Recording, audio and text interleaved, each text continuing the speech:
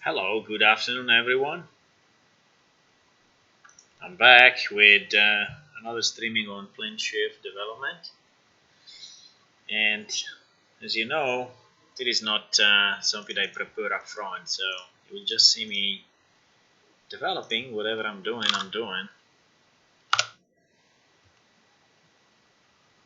And today I want to finish just few touches to books, but then I want to reason more on mini games.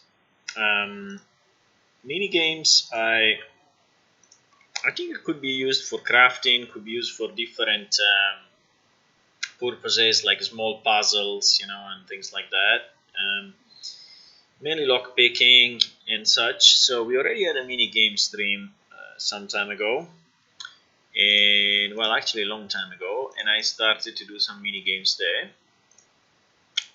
Hello, chat. And I want to improve it a bit, and I also want to see if we can actually use it in the game. Okay, let me just double check if I did everything I had to do, meaning I added it on Facebook. Yeah, I didn't add it to our calendar. Let me check. When is the last time I streamed? I think it's a long time ago. I had a bit of a busy period, and so I couldn't really stream much, but I did some work anyway. Meanwhile, some of the evenings and something yesterday. So let me check. The last stream was 172. It was the 22 of January. Okay, let me see if on the 22 of January we added the event to our calendar. We didn't. Pity. And the previous one was the 19th of January. And also on the 19th of January I didn't add it. And the previous one was the 12th of January. Wow, I didn't add it to the calendar. And the previous one was the 6th. So I basically missed the whole set of stream in January on the calendar. Why? So I have the 4th and the 5th on the calendar. The 4th and the 5th I have. I'm missing the 6th, the 12th, the 19th, and the 22. Okay, so I can add it quickly now. So 5, so let's say 6, 12, 19. Okay, let me add it quickly because I think it's nice to see on the calendar, that we have streams, and the calendar you can find it on our main website. And sometimes the calendar contains events run by game masters that you can participate on. Okay, so I added the 6th. Now I'm adding the 12th, which was a Sunday. And you cannot see my screen, I know, but it's okay. Don't worry. So I'm adding the 12, and then after the 12 we said 1922. So I'm adding the 19 as well. 19 was a Sunday as well. And meanwhile we wait a bit while more people join. I mean, not that we need an audience, but it's always nice to interact with you if there is something you want to ask.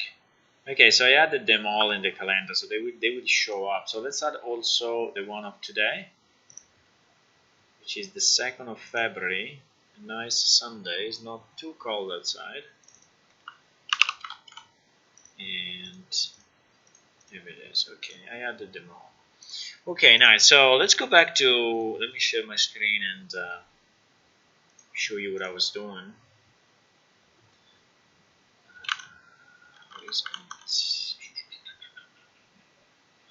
Yeah, you can see my screen now. So, hello people. Let's see what people are joining. So, what I wanted to to show you. Well, first of all, let's finish the book thing. So for the books, I just did a Patreon video, by the way, on books. So I explained it a bit how it works and what we did. And I realized while I was doing the video that I didn't have sound. So to the turning of the pages, which I think is nice to have. So I loaded a bunch of book sounds that I'm kind of testing now, and I want to see if I can use any of those to be. I think we need like 4 or 5 different, and maybe I don't know if there is a difference between turning a page right and turning a page left. Like if the sound is kind of different.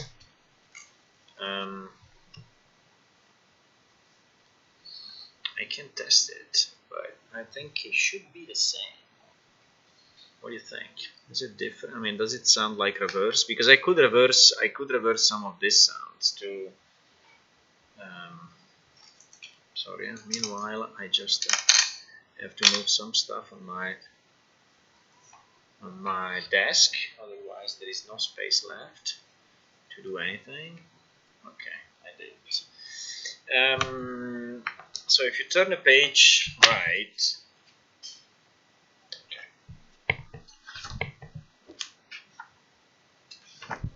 Sounds about the same. Sounds about the same.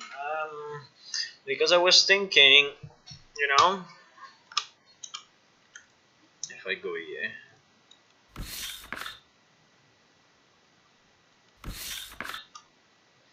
So there are some that I like.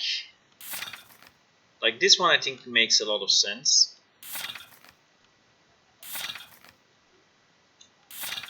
I think this one is good. I like it. I don't know if I can save the single channel or can I save? Because if I save everything. It is not very nice. I wanted to export. Well, maybe I can say selected channel. No. Well, I can go. So if I solo an export, let me see what it does. If I solo an export and I call it page turn 1.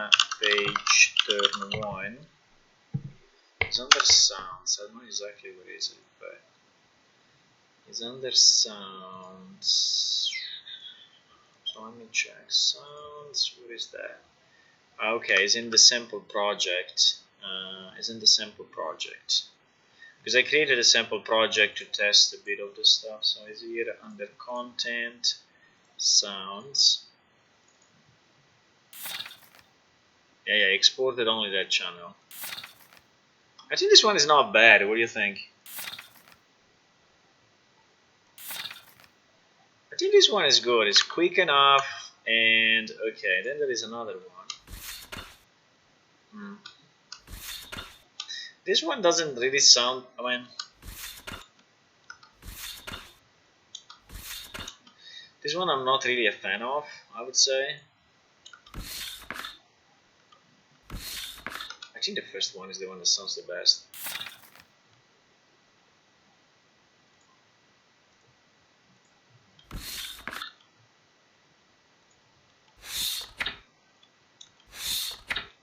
This one is too much. Holy no, this one I don't like. We can close it. This is a completely different sound. Can you hear it? I think so. This one is not bad. It's a bit long.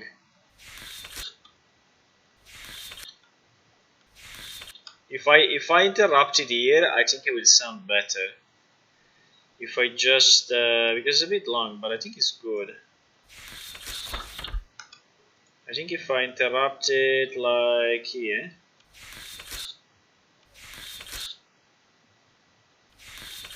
Or a bit more.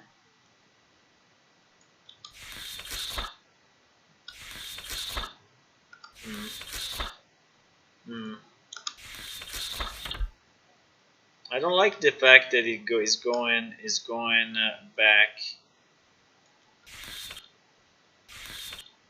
Maybe even just this. No? I think just this is okay. It sounds a bit like page turning.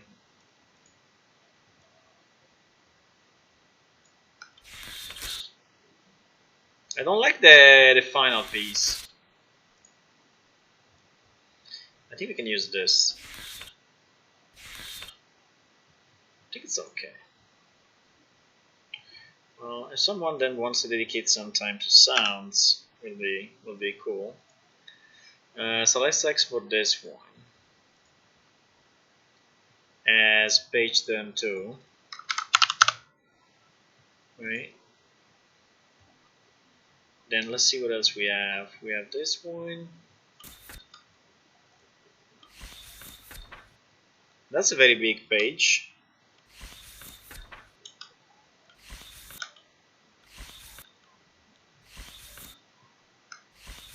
Also this one, I think if we play it from ear to ear is okay.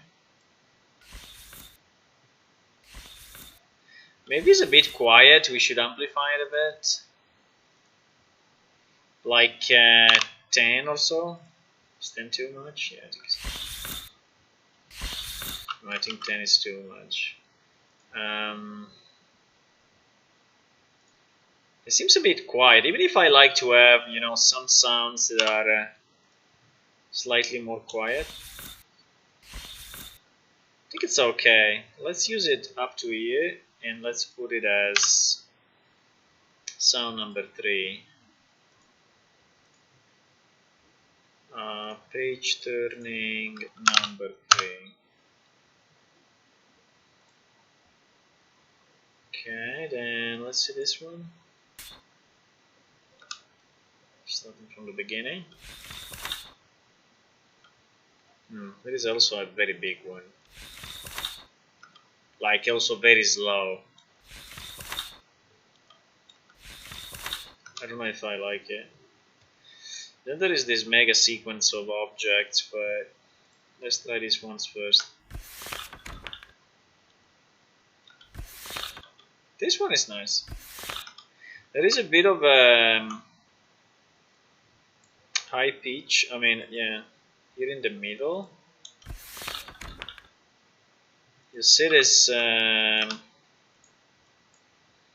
this point in the middle, which seems to be a bit too much, but this lack of tick. I think we can kill it. Let me try to kill it and see without it if it sounds better. Yeah. Sounds a bit like a door actually. Like opening a door instead of turning a page, but I think it's because he messes with the page at the end, and the page is a plastified page, and so it sounds sharper. Exactly here in the middle, it sounds sharper. This piece.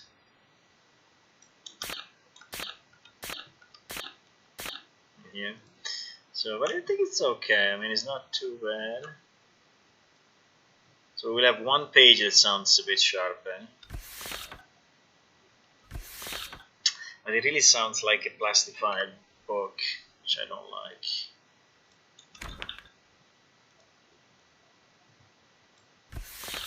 The sound at the beginning is nice, but let's see the others. Nah, this one is too long. I don't like it. Then we have this mega sequence of effects.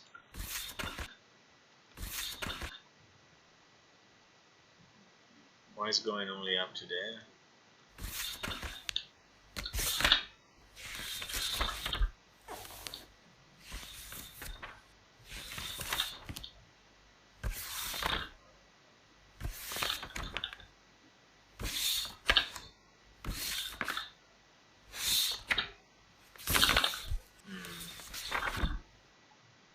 like them so.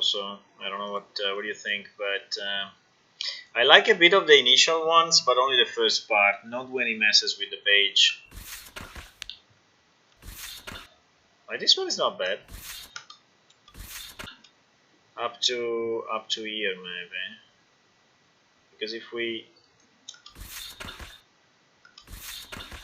yeah, I think this one is okay. If I export it this way, will we export only that part or everything? Page turn in 4. Anyway, I think if we have 3 or 4 different ones, you know, I think will be fun enough. Let me see if this one was. No, it's exporting the whole track. So I need to, or I copy paste it into another track, you know, which I guess I can, right? I can add a new stereo track. Okay, it's here, and if I take this part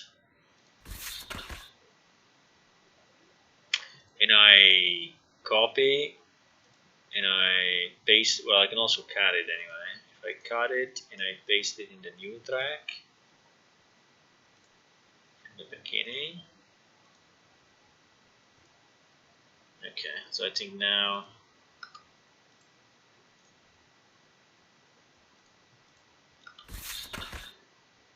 is it too much? Is it too heavy of a book? Sounds a bit heavy to me. So we replace the number 4. It's okay. Then we were here, right? Let's see if there is anyone. I think 4 anyway is okay. The problem is that since I like the sounds, I think I select them. Most of those, like, they are identical to each other. I don't know. Let's say this one is too strong, so this one really I don't like. This one is a long turning of a page. I don't know if I like it. This one seems a door. This one is too quiet. I think it's okay. This one is too heavy. Okay, I think we have 4. I think we can keep this 4. Right? I don't know why I'm using that thing to play the WAV, by the way. Should use VLC maybe. This one is very nice. The second one is very nice, the one I like the most.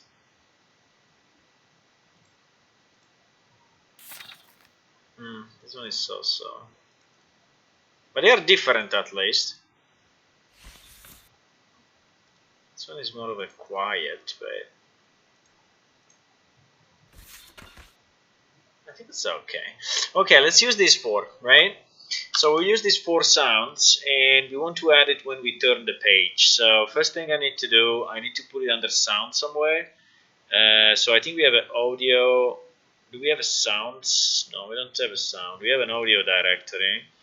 They are not really well organized. I mean, there is a bit of ambience, there is classes, footsteps, magic, UI. I think this will be under UI. Well, so this will be under UI. There is already a page turn, but the one is used in the inventory window, so it's a very different place. You see the engine is immediately recognizing the fact that we have new objects to import, and is actually importing it. These are all stereo sounds. Do we need them to be stereo sounds? I don't know. I think it's okay also if it's not stereo sounds, but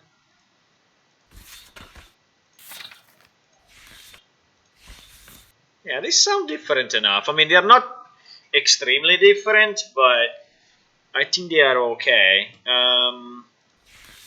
In theory, what we could do, we could change the pitch. We could change the pitch so that, but it's okay. I think we can leave it like this. Okay, page turn from 1 to 4. Now, what we can do, we can go in the we can go in the UI where we have the UI for reading books, right? And we can associate the switch of a page to those sounds. I think it's pretty simple. You just do play sound, you know. Obviously, if you click super fast, it will sound a bit weird because it will start and stop, but I think it's okay. So this is our book window. I think I have associated turning the page to the click of a specific page. So yeah, on clicked right page, on clicked left page. So what they are doing, okay, they're just checking if it's the right page, hiding the extra, setting the visibility, set the current page in the footer, and blah blah blah. So we just have to be sure that we are after this branch, otherwise we will do the sound also when you are at the end of the book and it's still clicking on it, right?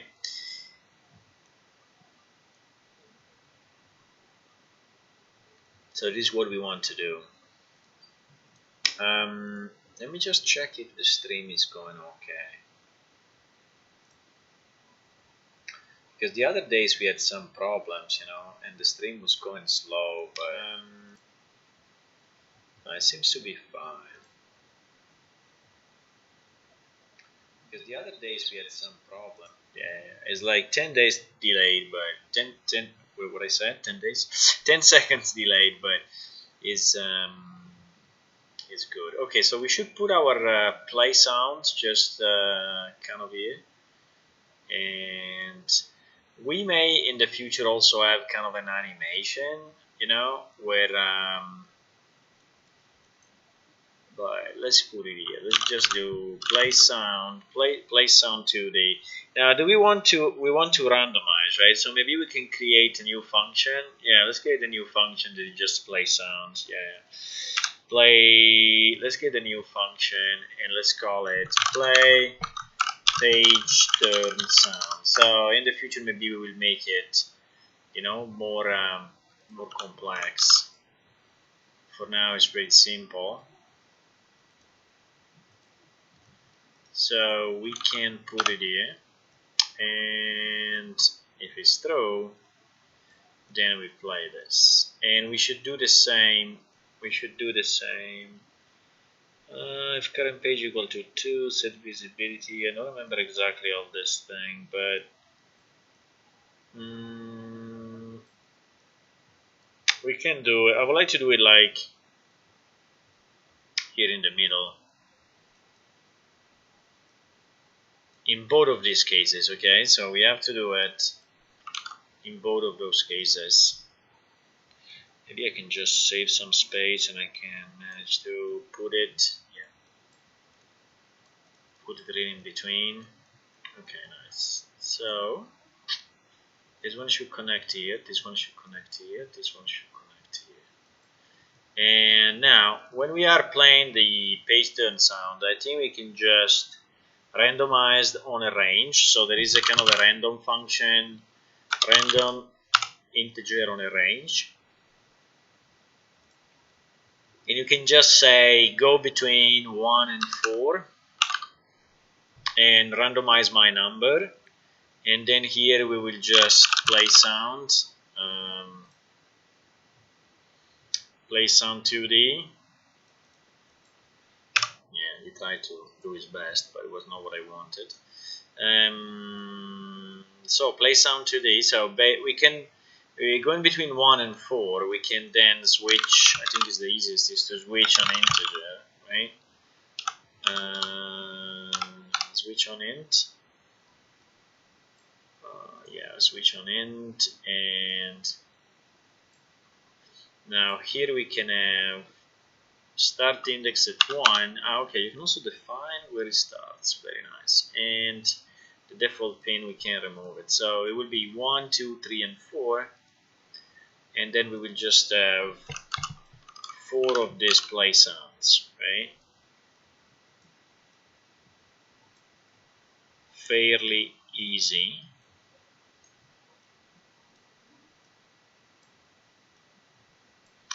And We don't need to return because this function has no return value, so it's no problem. But if you want, you could have a return function. And we can select our page turn 1, page turn 2, page turn 3, and page turn 4. Okay. So this way, I don't know exactly what is this symbol. I've seen it already. I think it's because it means that it's locally and only played on the client side, I think. But I'm not.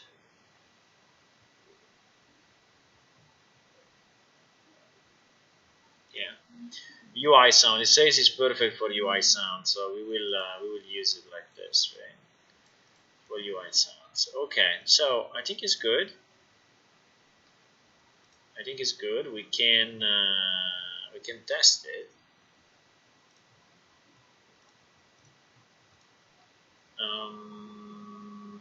So let me launch server and client, and should be working already. Should be working already.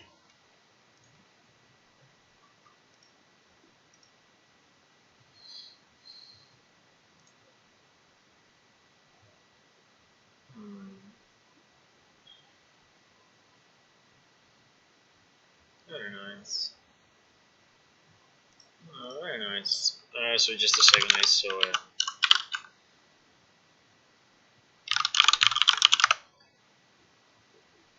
Okay, so let's go in game and try to see if now when I turn the page back and forth, we are playing those sounds. Now we can normalize them a bit. I don't think I normalized their volume, but I think it's okay. Even if it's slightly different, I think it looks more real.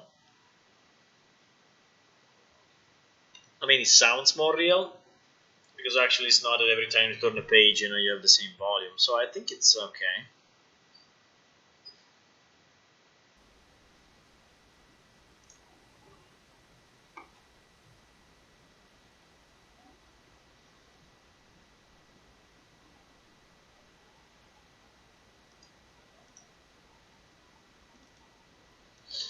Okay, let's see. I'm up here. And if I open the normal textbook, this is the easiest one, the simplest one. If I click on the left, nothing should happen. In fact, nothing happens. If I click on the right, okay. Yeah, there is no animation, so the sound is okay, but not really impressive, meaning that since you don't see the page getting turned, which maybe we can have in the future, but the sound is also not fully timed, to the time where you see the new page, but I think it's okay. Yeah, this one, like the quickest one, is the one that feels more real. This one. But I think it's okay. I like it. I think I like it, so I think it's better than before. It works obviously on all the books. I probably like the quickest one the most at the end, but it's cool.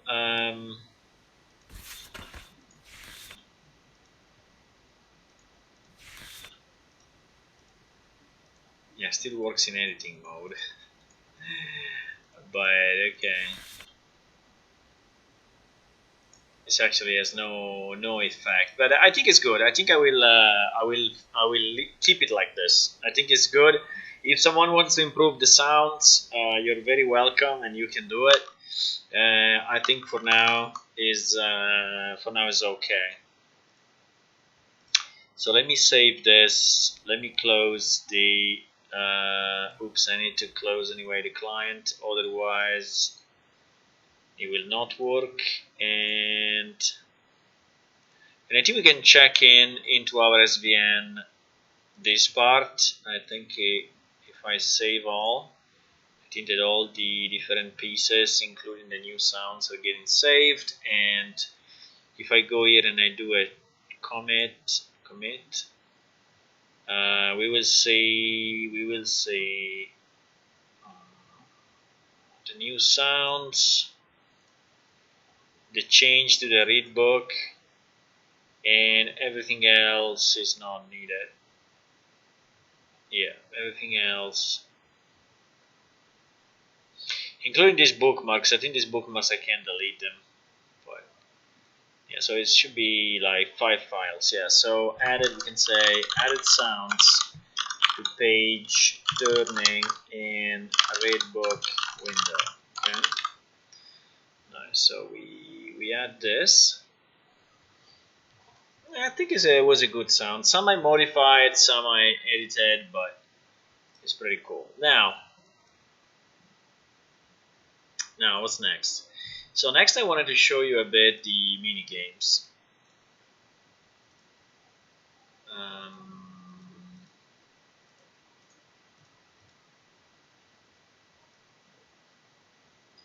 For the mini games, I created a separate project, and I was working. What is this project here? I mean, this derived from another example, so I don't remember exactly where it comes from, but is derived from another example. I think we can close our main project and just use this sample project here. Is starting from a third-person example in Unreal, and then I added and modified the content to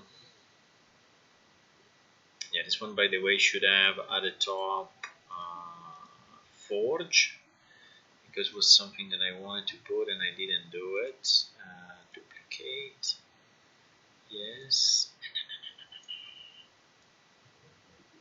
and this should be Forge. Yeah, this one does nothing at the moment, unfortunately.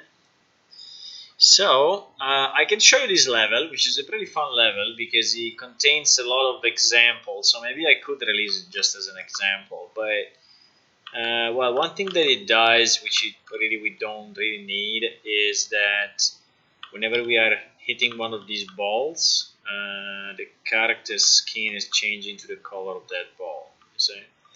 Then the other thing you have this cube. And this cube is actually having some camera. So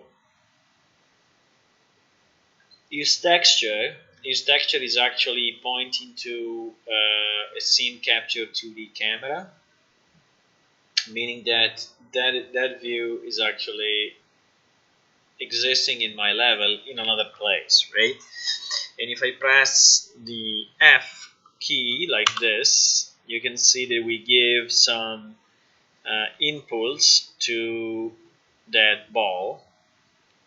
If I do it again, let's say this is just an example where we are moving an item in 3D. It actually is on all the sides. So if I press F, you see it's moving on all 3 sides. Now, is this useful? No. And by the way, if you can see, it's just a 2D view, right? Is this useful? I don't know, but we have a way to basically render this on a flat surface. So that was the idea.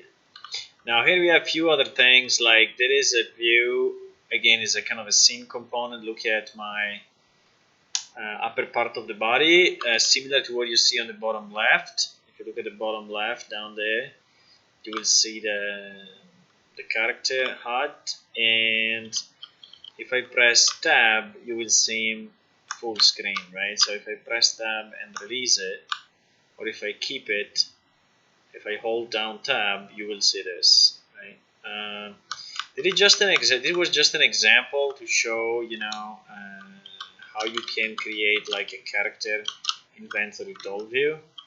Then the other stuff we have in this level, we have a ball which actually has some, well, my mobile, actually has some physics. So I can, kick this ball, and this ball will actually roll away and have some physics associated. I don't know if I jump on it, what happens, but yeah, I just push it. So yeah, so this is kind of a sample level. Then here I have some kind of mini games. Okay, so the first mini game, which is still has to be developed fully, and maybe something I can do today, is the lockpick. The lockpick mini game, right? At the moment, the lockpick mini game is not doing much. So if I go here, it's just presenting on screen, apart from the hello on the left, it's just presenting on screen this fake, lockpick and kind of a lock. It's just two circles for now. Now we will have to redo the graphics, but as you can see, when I move the mouse, it's actually acting on this kind of pin, right, in a very weird way, because I didn't think about it. I just plugged the movement to the axis movement, but we could use it somehow, to simulate some lock picking on a lock. Then the next one is a bit more interesting, and I think we can use it not exactly as it is, but we have to think how to use it. So that is the level that you were saying before. The difference now is that with my mouse, I'm circling with my mouse, I can move this ball, right? And there can be, a specific path, a specific road that I have to go, for example, to exit from here. So if I push my mouse back and forth, why my mobile is so annoying. If I push my mouse back and forth, you can see I can move this. Now, the good thing is that I added some weight to the ball, so it's not that easy to stop when it's going in a direction, and so there is a bit of skill involved. Okay. And all the bumpers that you see, all the yellow thingy, the golden thingy, are in theory giving you, if you touch them, boom. So it could be that the mini game could be that you have to go through this. Okay, I already made a mistake. Through this without hitting anything, right? One thing that this doesn't do, I think, is to reset the ball position. Yeah, exactly, it doesn't. So we will have to do that. But what is the idea? The idea is that when you are crafting or when you are doing a simple some I don't know, puzzle of some sort or things like that, we could create kind of automatically. How do you say? Let me just search something in English because I'm missing.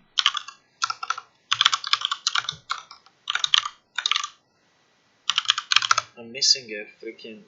Okay, route. Is there any synonym of route?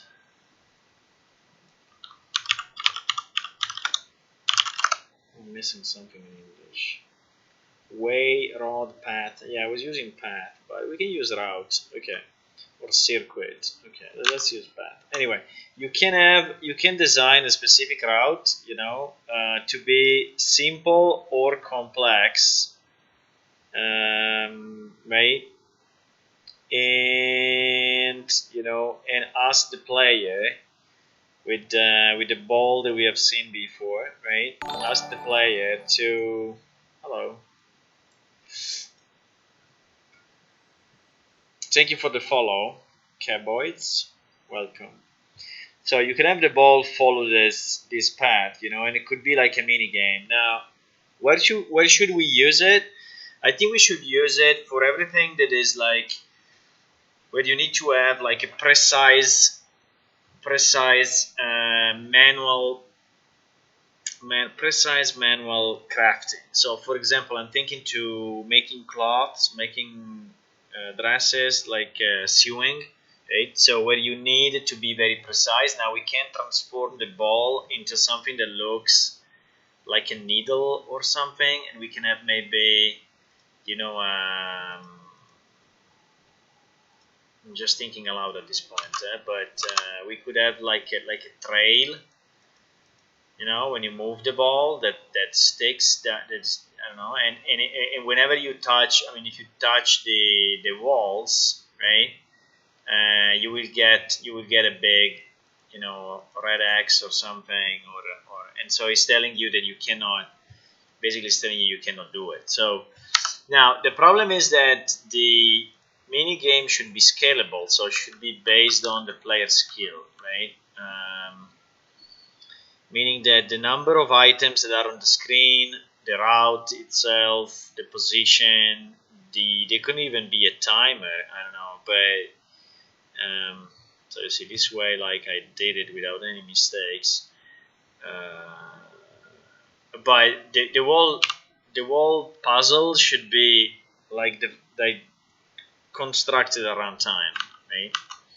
So I need a way to build the puzzle, because this, I mean, it could be, and if you have a very high skill, you know, if you have a very high skill, at that point the puzzle will be super easy. So I want the puzzle to be immediately solvable. So like you will have a huge single route, and your ball will be here, you know, with no bumpers, and you will just go through, right? You will do nothing else than just going through.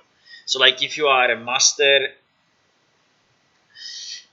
skilled craftsman, and you are crafting something that is super simple, right?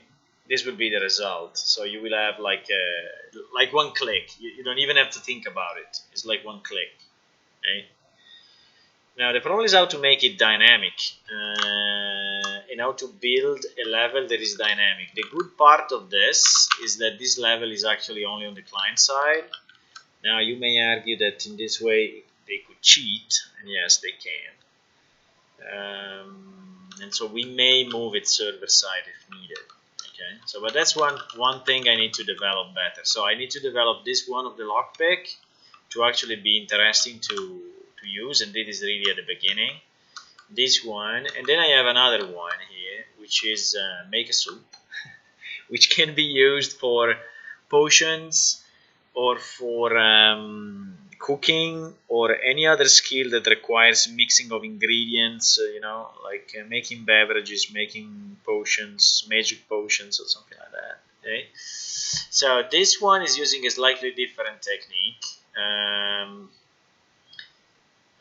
I know the texture doesn't look very nice. It looks more like the skin of Hulk than anything else, but the idea was a picture of an actual vegetable soup. But and I made the texture move, as you can see. So it's using offset world movement, and so the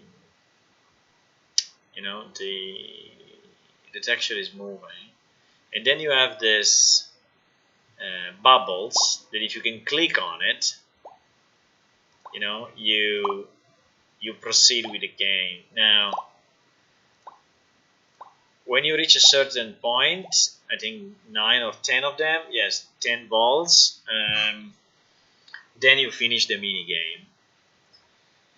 Now this one also can be scaled on skill, and for example, at the moment the balls are not disappearing, right? So the ball appears, which is here, and if I don't click it, it just stays there forever, which is not great. So it should go away, right? I can change it. It should go away. So you have a maximum time to catch it.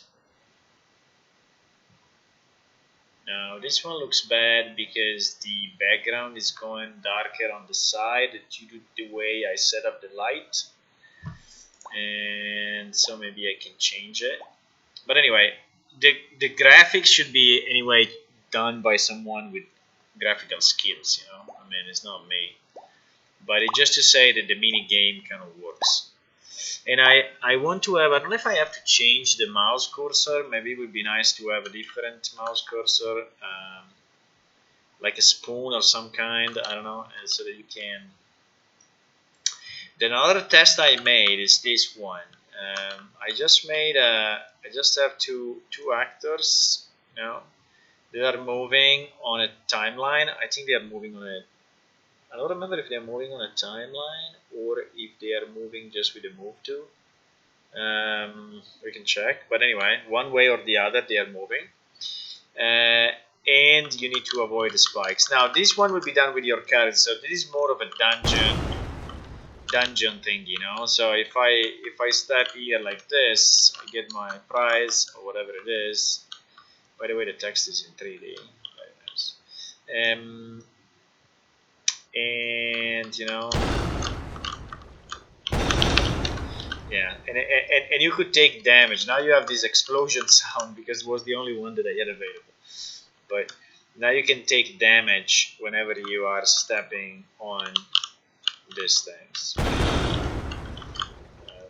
would be nice if I could be able to go through.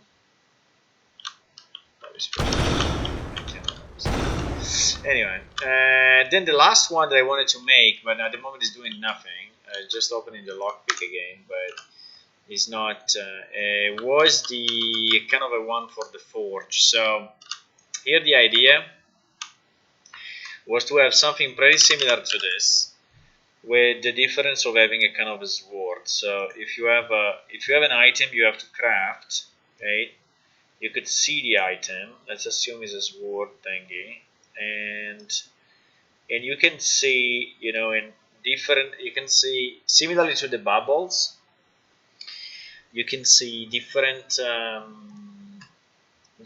areas getting maybe red or orange and such. So they are like getting hotter and hotter, and those are the ones that you have to smash with your hammer, right? And so it will be pretty similar to the ball and bubble thingy, the same concept, just that you need to smash it with your hammer or something, right? So these are the ideas for the mini games. Now, if you want to see how actually those things are set up, if I go outside this box, which is where the character can move, you can see that here there are all my mini games set up separately. So actually is in the world space, but is in a part where the character cannot look, right? And it's working pretty well. I think it's a reasonable way to do it. And here is my ball and the bumpers. Every bumper is an actor. And so what we will have to do, we will have to be able to reorganize these bumpers programmatically. Now I don't know if I want to do it in Blueprints or if I want to do it in C++.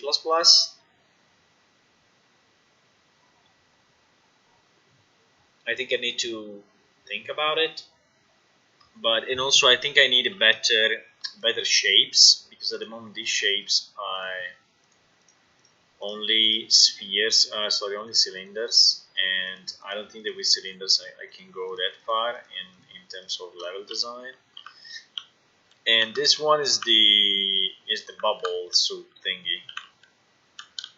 So you have basically one screen, which is this huge texture. I used the cylinder because I didn't have anything else. So I think the cylinder is a bad idea because it's the curve is not helping the light. I think it should be exactly the opposite. But yeah, and then there is a ball just in the middle, which is this one, which is hidden by default, which is this bubble thingy, and basically we randomize the location and then we make the bubble go up, right? So in the game you don't realize it, but it's basically this bubble that is just appearing in a random location, going to the right here, so surfacing, and then disappearing and appearing somewhere else, right? And I gave a specific timing, on the right? You say, so it's that ball that is coming to me and is appearing, right? And when you catch 10, now the first thing we need to, so I think the theory is okay. We can then change the background, change the ball color, maybe add some particles to the bubble. I mean, we can do whatever we want, right? So, but the theory can stay the same. So which one we want to do first? I don't know. This watch. I think I can, because I would like to make it so that the input. Let me think about it, right? So I want. What do I want? I want. In terms of input, we will have the skill. We will have the player skill. For example, from 0 to 200, just as an example, right? And we will have the crafting complexity, right? Which can be, I don't know, we can also have it in the same range, but I don't know today if we have the concept of complexity. I think we have, I think we do, right? Yeah, I think we have the minimum skill required, and we do a kind of a, yeah, we do a comparison between the minimum skill required and your current skill, right? So the crafting complexity, let's say that is also between 0 and 200, okay? And so this means that if you have a skill of 200 and you are creating something that is complexity 10, then you should be super easy, and vice versa, right?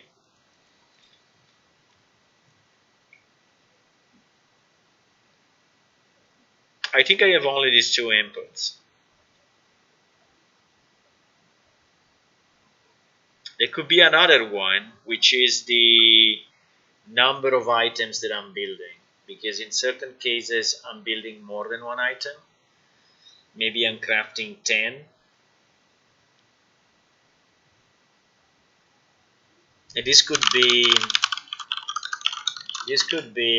potential other parameters. But okay, let's say that these are my parameters. Then these parameters are put into my minigame creator, right? In my minigame creator, I need to think what, I mean, it should be, a C++ or blueprint function, which is creating the game, and then as a result, we may get two things. We may get a level in case we are right. We may get a level like the obstacle one, or we may get just input parameters to our pre-existing minigame. So, for example, if it's the bubble minigame, I think I can just have number of bubbles, time, scale of the bubble, or something like this. So here on the bubbles, I have, for sure, I have the time. So let's say lifetime. Let's call it of a bubble, but it's okay. Maybe it will not always be a bubble, but the lifetime of a bubble. Then I will have the size of the scale of the bubble, and then I will have the number of bubbles, right, that I have to catch. So the number of total bubbles I need to catch to complete the minigame, right? So my minigame creator in the bubble case is pretty easy. I should just scale based on that. So you should create a minigame based on that. So the lifetime, the scale, and the number, right? And if your skill is really low and the item is super complex, the minigame will become impossible, right? And vice versa. So the other one, which is the most complex, is the one that was showing you about the obstacles and the ball. And so that one, that one is way more complex because we need to decide, we need to decide the board itself. We need to decide the bumpers. So, for example, if there is,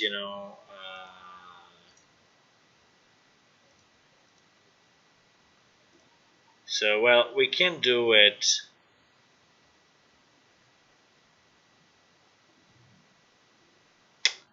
Yeah, the problem is it always has to be a route, in the same way, or if it has to be a route in different ways. Where we could create, the level. We could create the level in a way that we have to think about it. We have to think if we want it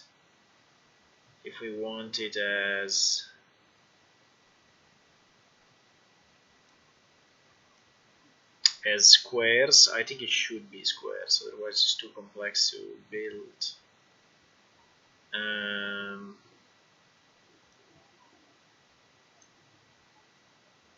Yeah, I think I need it to be in squares like this. So basically, the number of obstacles and length of the path will be, like in this case, the player could just go like this, right?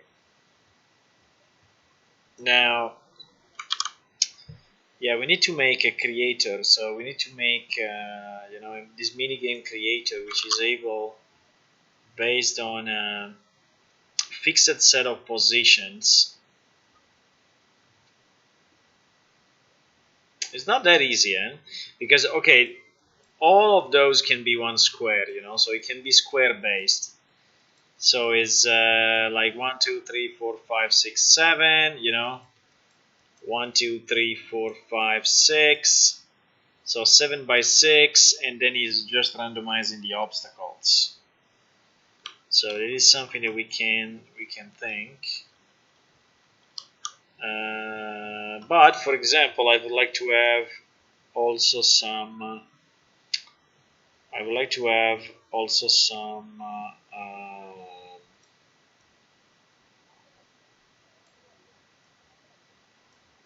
some shapes, maybe like that. So it's not that square.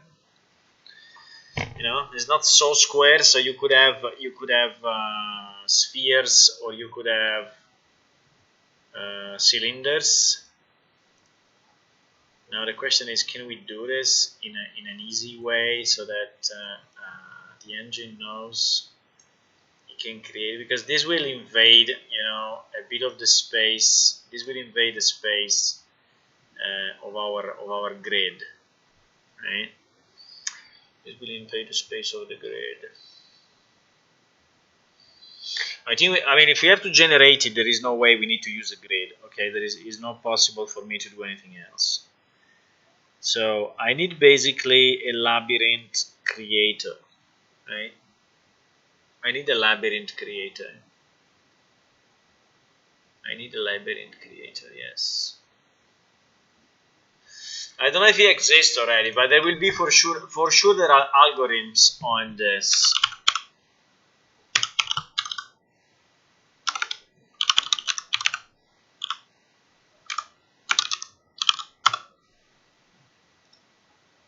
I don't want the solving one. I want the generator one. So I want, the algorithm to generate a maze.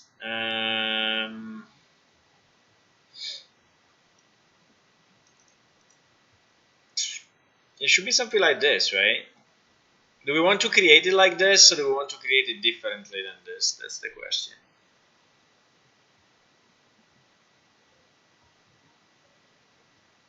I mean, I'm going too far. Am I going too far, or not?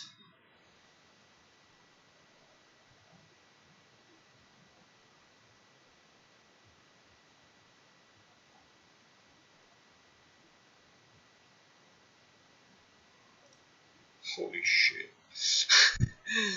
Yeah, that would be a bit too complex, you know. If you have skill 0 and you're trying to craft an item which is 200 difficulty, this will be the result. Can you still make it? No, because there will be a time, so you will automatically fail.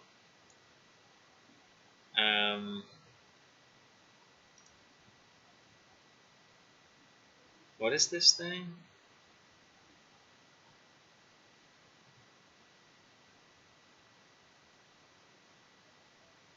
To generate the maze is basically randomly creating. So when it arrives to the end, what it does? Wow, that's kind of an algorithm, boys. That's kind of an algorithm. So he's trying to see if he can go back and forth, basically. So if he can go from one place to the other, I guess, from the beginning to the end.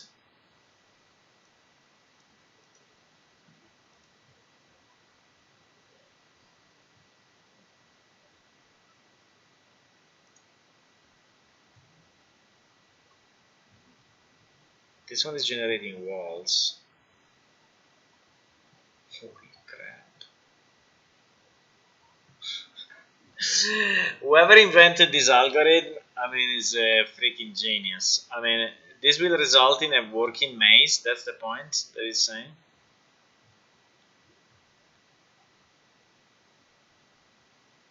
Holy moly, boys. Where do you start in the maze? Like here on the left?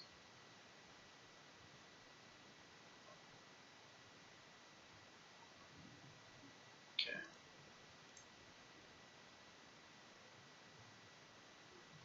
Start with a grid full of walls.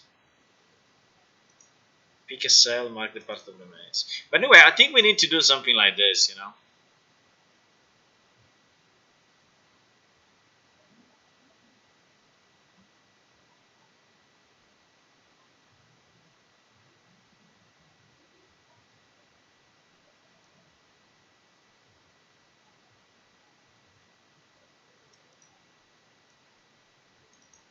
So I need to learn this. I can learn this.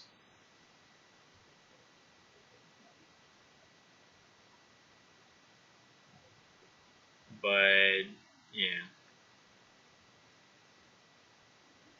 But this is what you should do, because I'm thinking, is there a better way? Do you have other ideas, boys? Do you have other ideas? Do you have other ideas? Do you have other ideas?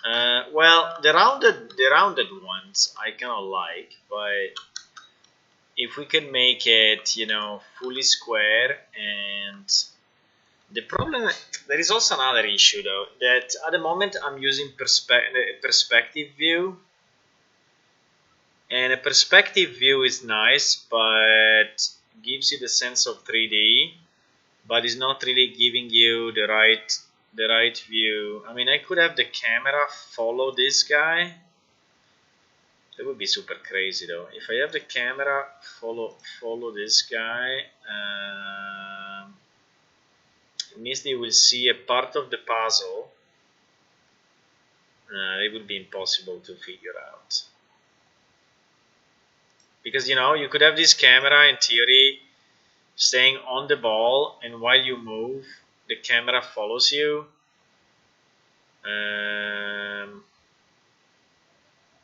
But you will only see a piece of the.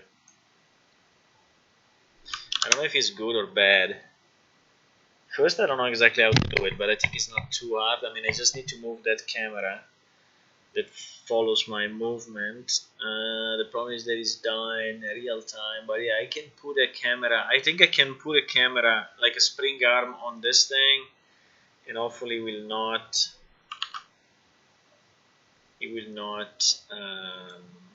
go crazy at every frame when I move it, but it should be okay. I mean, a fixed camera is fine as well.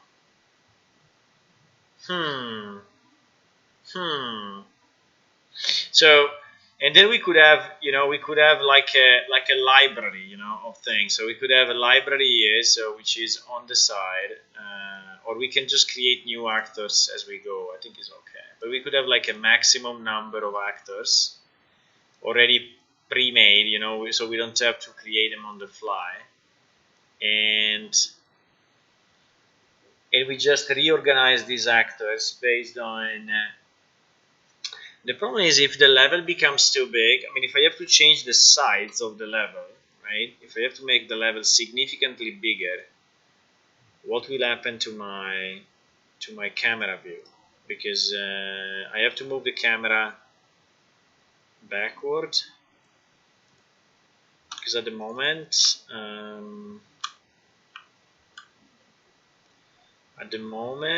I see this area, right? Well, I could make the ball smaller. And I could make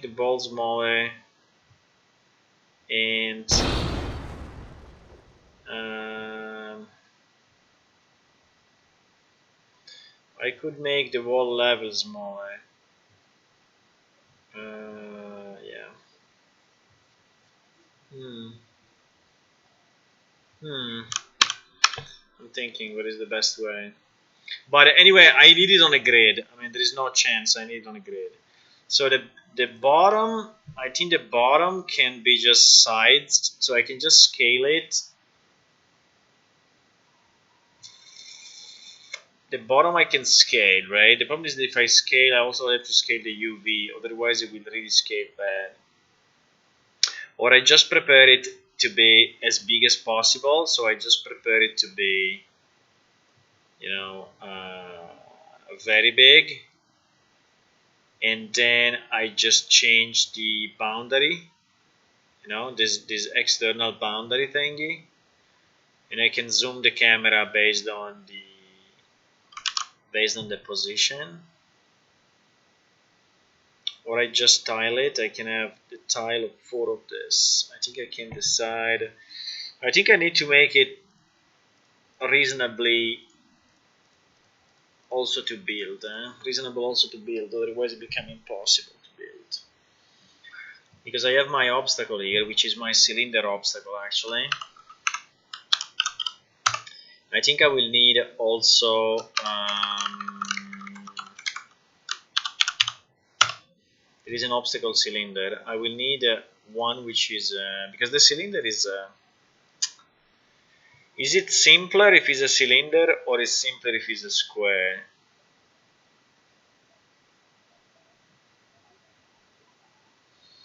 Actually, I think I can work on a grid. The problem is which algorithm to use, because the problem is the algorithm to generate it. Because I always want to have a path which is actually solvable, but my problem is that the path from the start to the end should be more complex or less complex. I don't think this algorithm have any idea of how long is to solve it, right? So they just generate it randomly and they just ensure that it's solvable.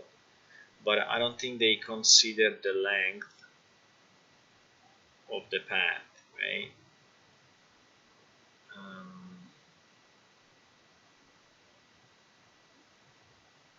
By the way, it's not easy. Okay, see. So it's here. Yeah, so like this, in this one, you are excluding like 50% of the puzzle, right? All these parts on the top right is not used at all. It's all fake routes. It's all fake routes going up, Hello, Hula. Hello, just a small question. Are the old and usual rules something still in Unreal for making more simple minigame? I think you did some mistakes and in the spelling, and I don't get what you're saying.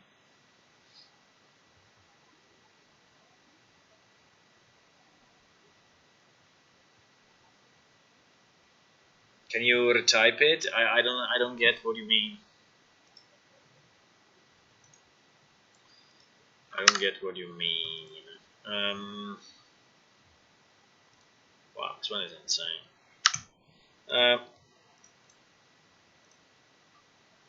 So let's say that we work on a grid, okay? Let's say that we work on a grid.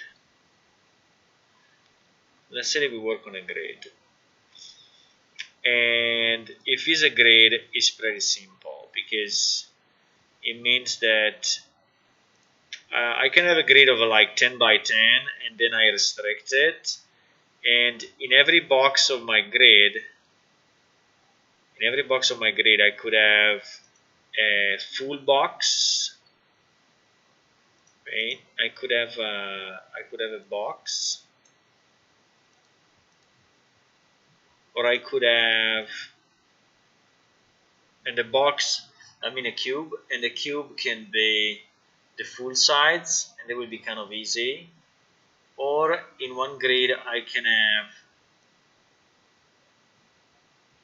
a circle.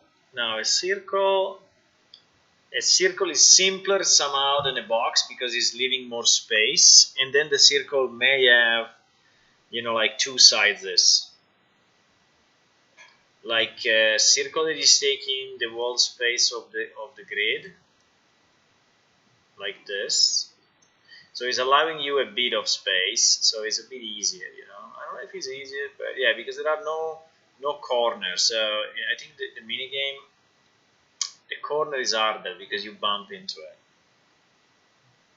In PS, you can roll 1000 have a number in text. Yes, that is working already, by the way.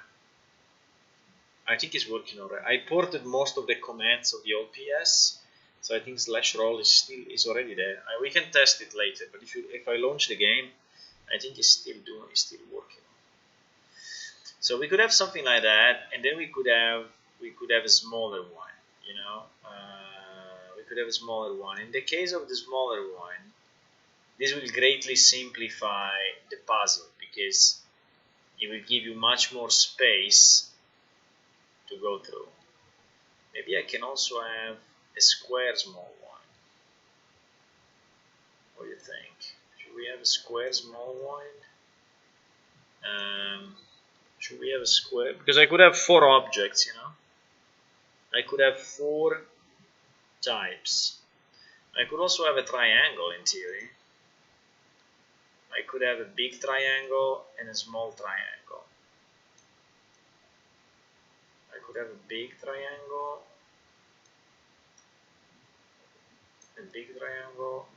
and a small triangle. The small triangle is very annoying because you can bump into it very easily with a ball. I mean, the triangle in general is annoying. Right?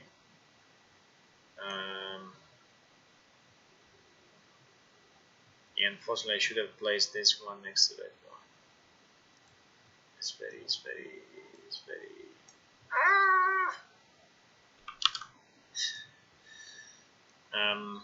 But anyway, you get the point, right? I would never cut it perfectly, so it would always be a broken thing. Yeah. Anyway, fuck.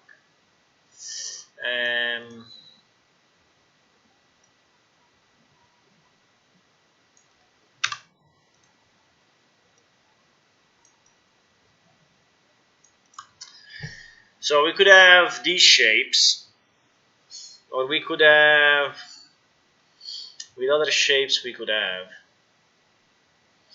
The only problem with the triangle, I think, is how to make the collision box. Because actually in Unreal, when you make a new object, you have three types of collision boxes, and which are the simplest one for him to calculate. So that's why they did it that way. And they are basically only the square and the sphere. I mean the cube and the sphere.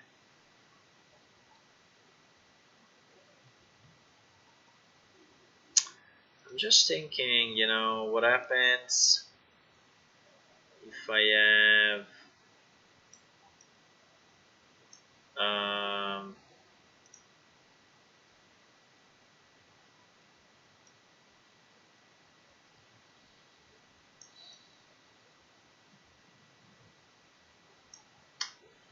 triangles are interesting, but I think they will make the level look a bit weird.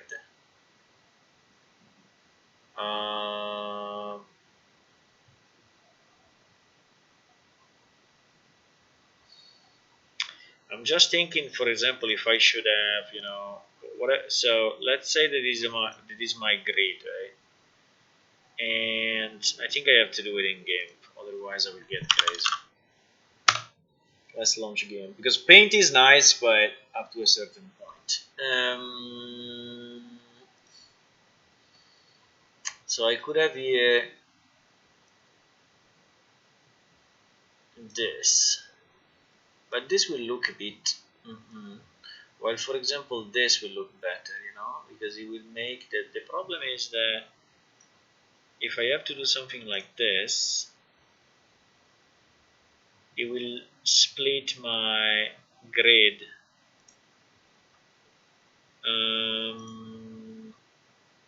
How can I make a quick grid in this thing? Again, make grid.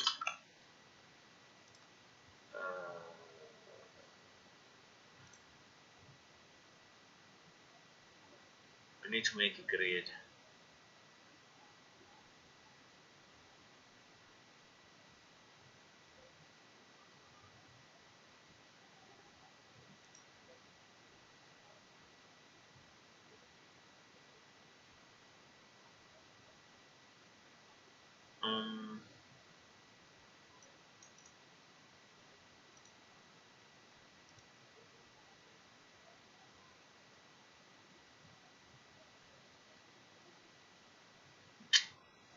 Is it a grid filter?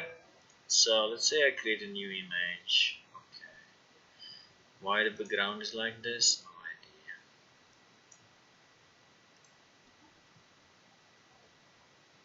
idea. We're just thinking here. We are just. Where the hell is the filler?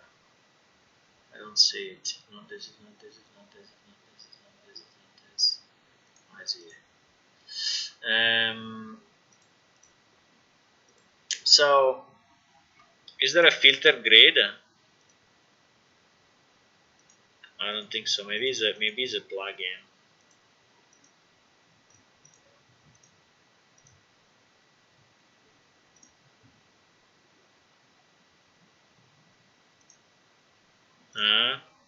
Nice. I love this. Okay, so with 32, no, I need way more than 32.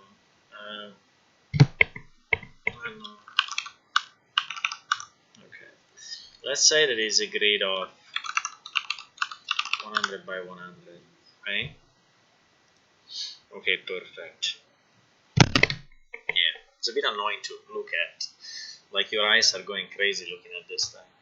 But hello, Sand. Do you have mini games in your game? Because I'm trying to make mini games inside our games. Mainly for crafting. And I'm thinking to one which is kind of an obstacle thing. So I want to generate the route, a specific route made of grids. So let's say, can I make a new layer just for sake of sanity? And I want to make.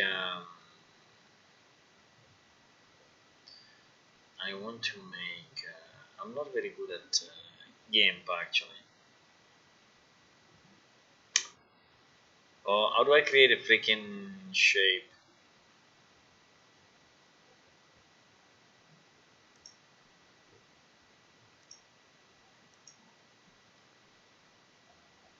Should I make the shape and then fill it? That is what I need to make. Okay, I can.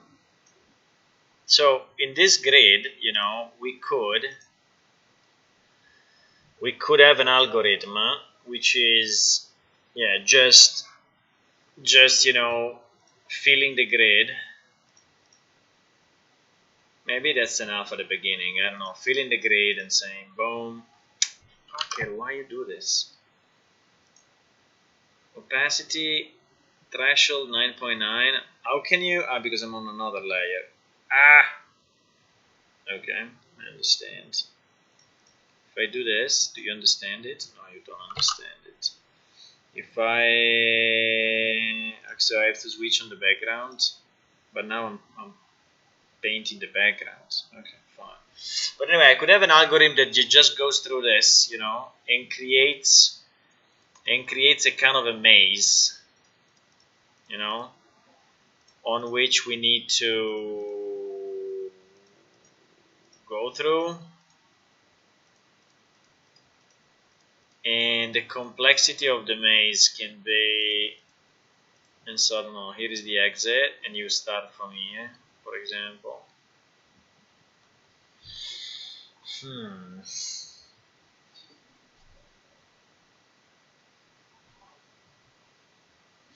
And this one I could create fairly easily. Well, not very easily, but anyway, I can create actors on the fly and compose it into my mini game, right? So I could have here actors which actually are, you know, placeable in the right sides, and they can be placed on a grid, one next to the other, and they will build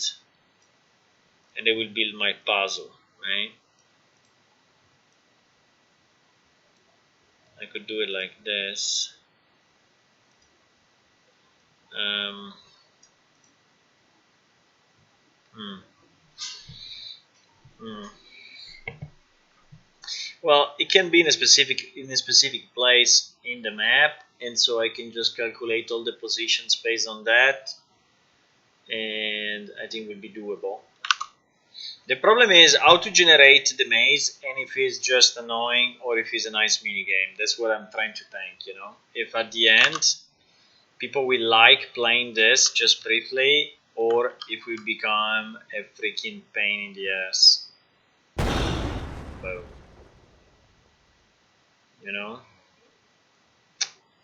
Um, hmm. I don't know if I like it or if I don't like it. I don't know if I like it or I don't like it. I'm so in the in between, you know. I'm so in between.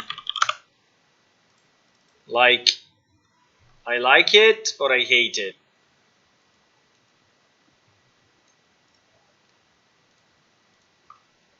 I'm so in between.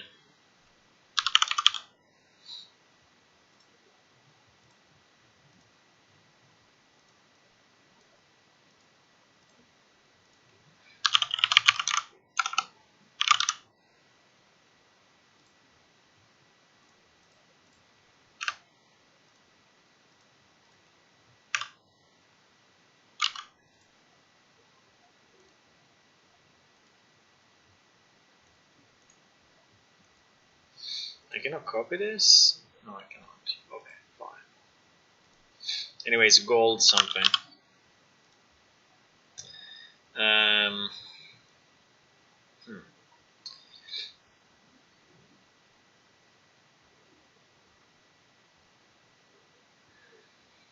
Apart from the fact that you will have to be exactly exact, by, I think we can make it exactly exact. I think we can make it like, if it's 0.5, I think it will be of a specific size, and then I need my box. I need my collision box. right? The collision box has to be exactly as big as my thingy, right? And my obstacle cube. So let me see if I have an obstacle cube in here. It's small. It's a small cube. Small little cute cube. Let me see if it works or not. No, it doesn't work because the sides. Because I made the sides of the collision exactly as big as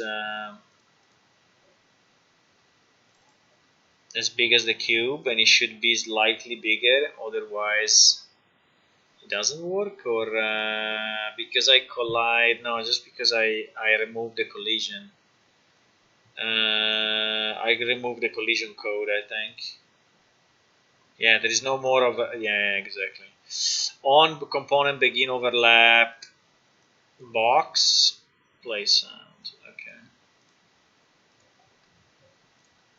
What do you think about mini games, boys? What do you think? Yeah, this one works now. You know, if the level becomes too big, my fear is that. So I think it should be as big as the ball itself, right? So one grid should be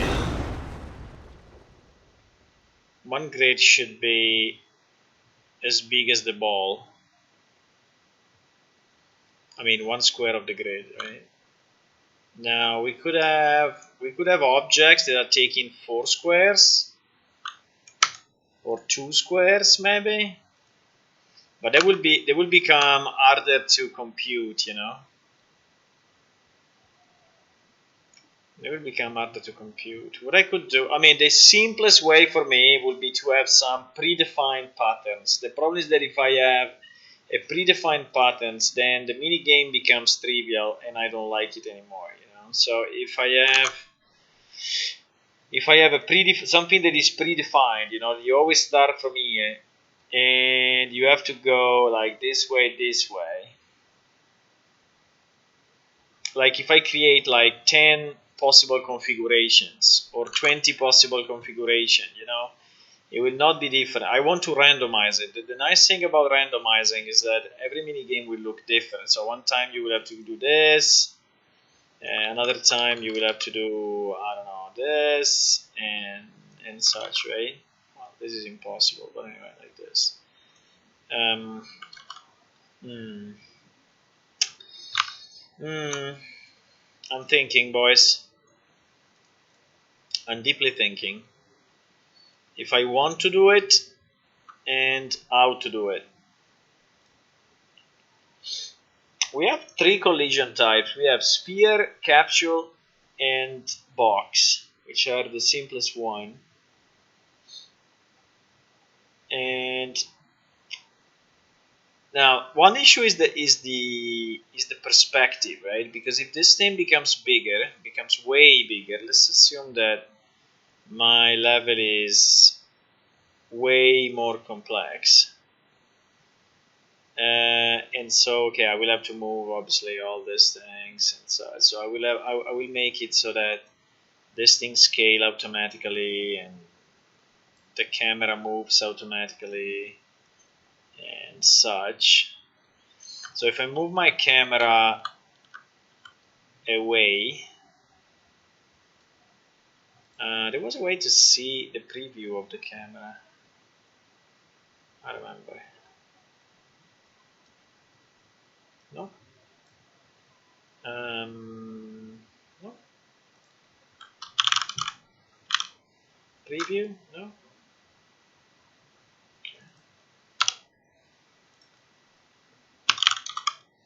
No. No. I'm sure you can. I don't remember how, but there should be a way to enable a small preview here in the bottom right.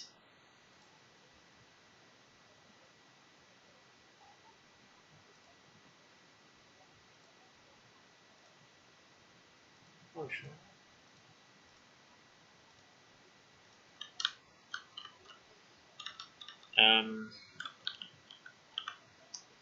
Like if I click on this one, you see, if I click on this one, I see it on the bottom right, because there is a camera thing and there is a scene capture 2D, and so it's probably a different. But anyway, if I go back too much, will it still make sense or no? Will still make sense, yes. I lost my ball out of the thingy. Will still make sense. Now, the camera also has the possibility to be, instead of perspective, to be orthogonal, whatever, orthographics, right? If I do orthographics, the problem is that it becomes without any shadow or anything else, you see? Or anyway, the light is so strong that it becomes like a 2D game. So we lose all the 3D, effect. Hello Maui, welcome. So if we use orthographic, we lose all the 3D effect. I was just thinking if the puzzle becomes too big, if I can still somehow use the camera in 3D, or is becoming annoying to see. I'm just trying to understand. No? Yes. Just an example of an even bigger thing.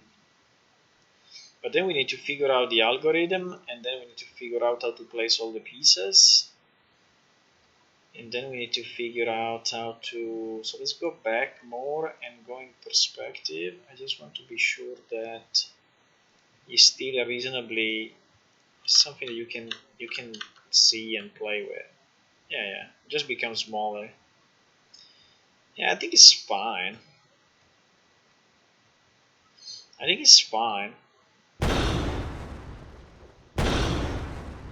For some reason it didn't trigger the first time. Yeah, the sound is a bit it was the only sound I had available.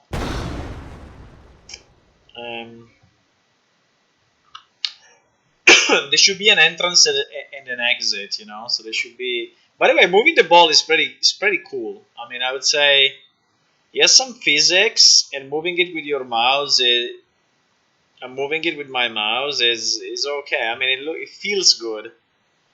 It feels it has a bit of inertia, but not too much, and you can kind of guide it, So I think it's okay. I think I like it. Now let's imagine that we have in this grid, right? So first of all, we need to have a starting position and an ending position. Now the starting position could be a bumper, but different color, and why the light is so strong? If I stay at the top, the light is insane. And the start.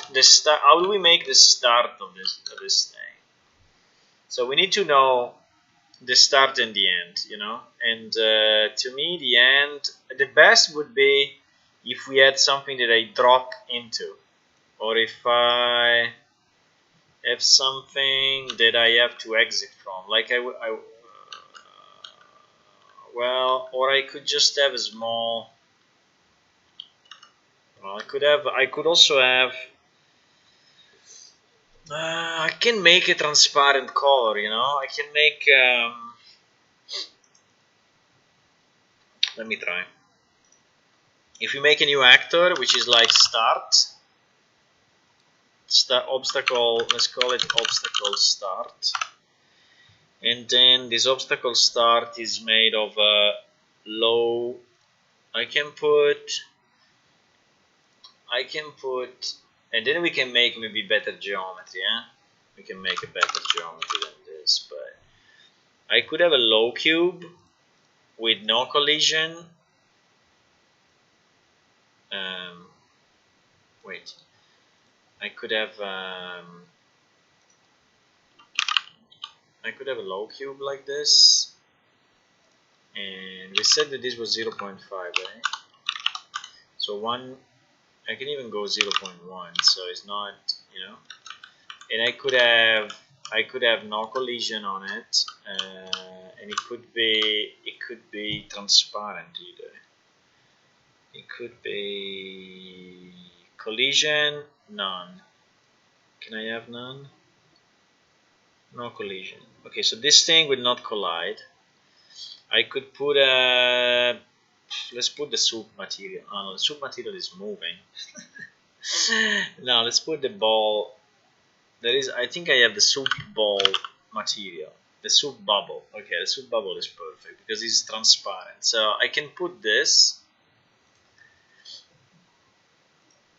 as the start of my game. Is it so small? I thought it was big. Okay.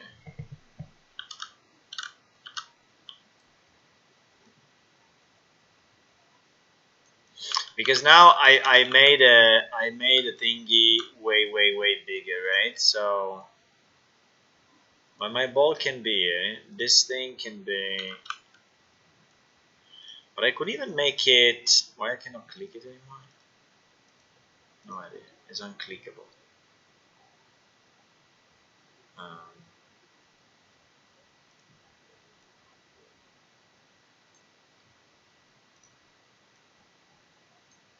Okay, it's this thing. No, because actually, why I want to do it like this? I think I can make it. Let's make it bigger.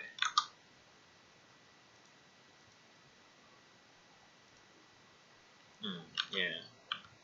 Yeah, why not? So my ball will be into it, but you know my ball will be into it, but it will not collide with it. So I mean, it's just an example, right? But I can't go through it, you know. So I see that this one is the start. Then we can make it nicer, you know. It's pretty cool. I can go through. If there was a bloop sound, it would have been so nice. Bloop. Like it feels like jelly. Okay. So this could be the start, you know, and we could have the end the same way. So with no specific collision, well, with no collision, but with overlap.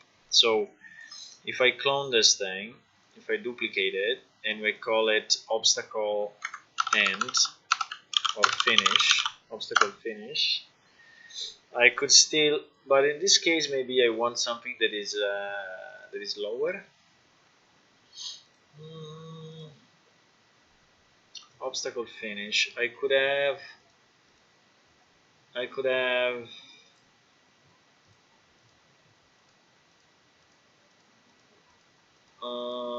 No, or I could, you know, I think this is nicer as a finish. I think as a start, I can just place a small circle where the ball starts from. So I think it can just be. Yeah, I think I like it more. If I do a cylinder, let's make a small cylinder made of. A small cylinder made of steel. Okay. Which, by the way, you will not be able to step on anymore. So is your start location, yeah, something like that. So if I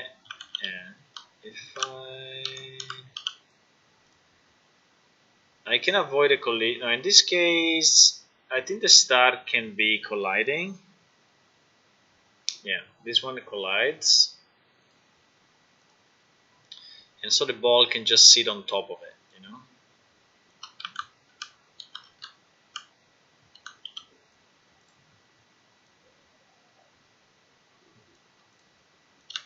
So I think the ball can stay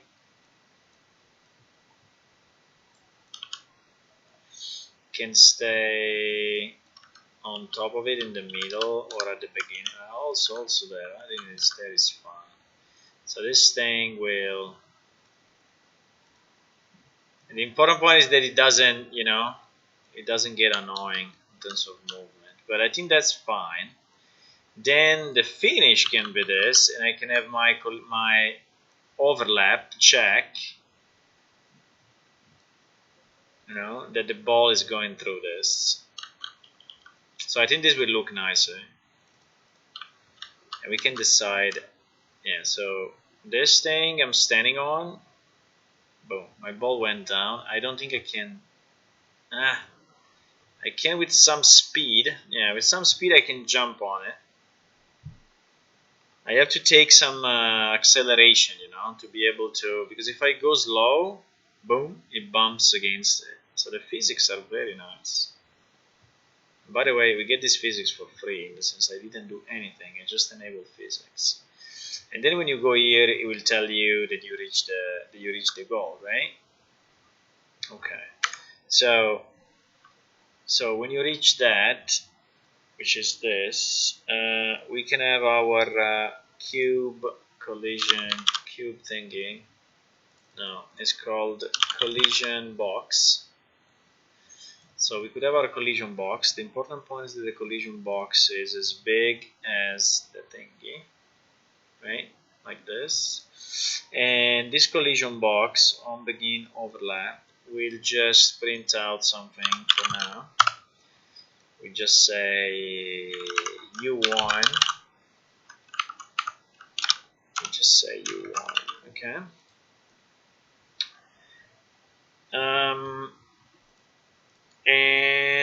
And then it should close the mini game actually. To close the mini game, do we have a way to close mini games? No, the only way I do it is when I press Q in my third person character. That's the only way I close mini games.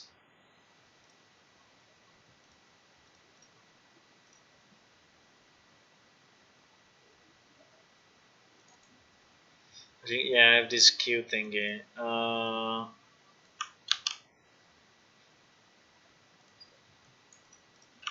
Yeah, but we can put it here, there's no problem. We can put this here, we can say current widget. Now current widget doesn't really exist. Current widget exists only on the first player character. So I have to do get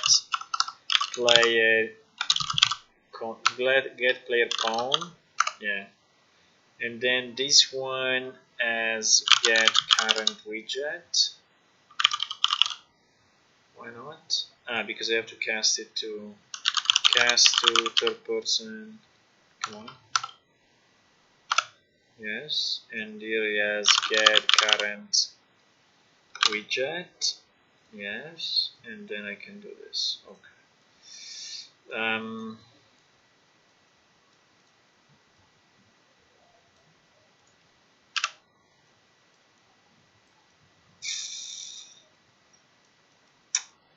Let's do something like that. Okay. So we can just close the obstacle minigame because anyway we are in the obstacle minigame. So we remove the window. We just say U1 and it will do nothing else. Okay, this is when you overlap with the green box. Doesn't like it. Why doesn't like it? Because it's in my no, is it set is minigame obstacle. Okay. Yeah, I have to do it like this because it's not on this class, it's on my player character, my opponent. So if I play it now, in theory, I start from my original position. I go boom, and it says U1 in the top left. So okay, maybe we can delay 2 seconds make a particle effect or something, and it will be done. Now by the way, the ball does not reset in the original position. Would be nice if with the spacebar I could make my ball jump. But I don't think we want a 3D. Do we want to have a 3D mini game? I don't know. I'm starting to get interested into these mini games. But yeah. So imagine that there are more obstacles, right? You have to go through this, and you go through this, and you have to go down here, and you have to go through this, and you have to go. I touched it, and you go there, right? And it didn't remove the thingy, why? It didn't remove the window.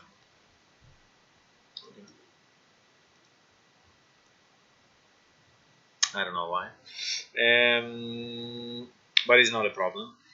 So now the point is, can we randomize that? Can we randomize that?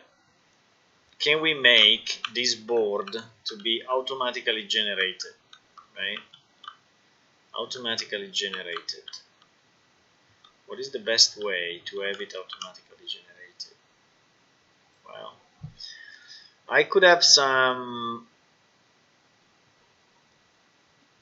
So we can make few tricks, you know. The first trick will be to have two sets of borders, one larger and one smaller. Well, we could just have them two different mini games set up already, right? One large, one medium, one small, something like that. We could have three already preset. Yeah, I think that would be the easiest way. Instead of having to change dynamically all these things, I think would be. So if I duplicate all of this and I make 3 boards, I think will be easier. And then on the 3 boards I randomize, and I randomize based on an algorithm that we still have to figure out, right? And I randomize based on an algorithm I still have to figure out. Yeah, I think that's it. So we should do it like this. We should do it like this. Now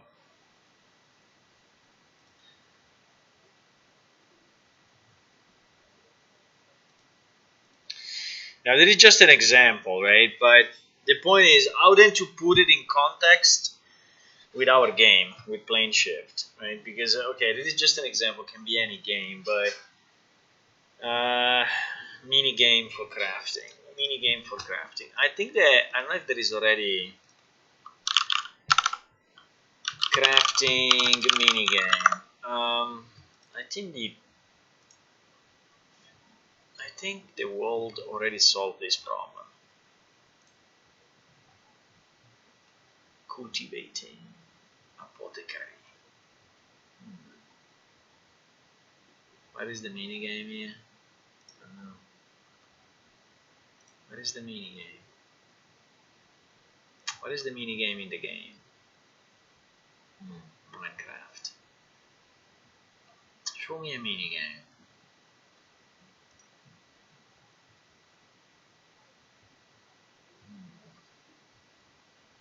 They don't have?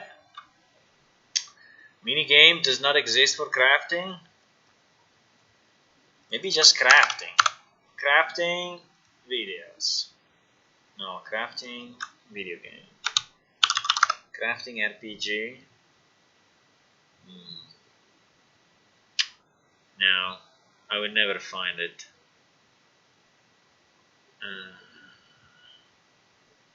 So I don't think games have this concept. So I don't think I can really find this. But okay, so let's assume that we have an infinite amount of these cubes, right, that we can put whenever we want in this map. Will it look nice or will it look like shit? That's the question. Apart from the fact that I will have to make the cube the size of one square box, right? I think it will look like shit. No, I don't know, but I think it will look so. It will look so, or it will look okay. Well, first of all, these boxes will be connected to each other because if I place it exactly on a grid, I think they will be exactly one attached to the other, right? You will see the seam. You will see the seam for sure, but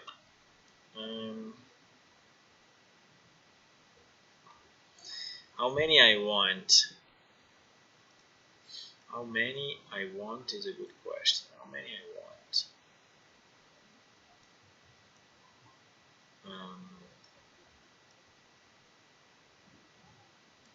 So I will have to generate dynamically all these actors, right?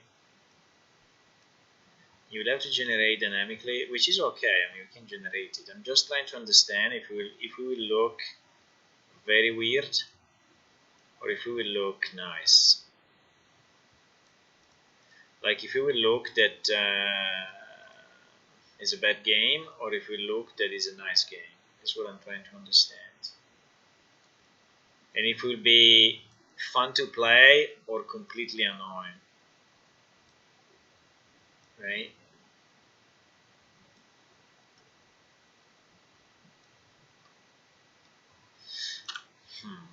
That's a very good question. No, actually, you cannot see the seam. They are exactly connected to each other.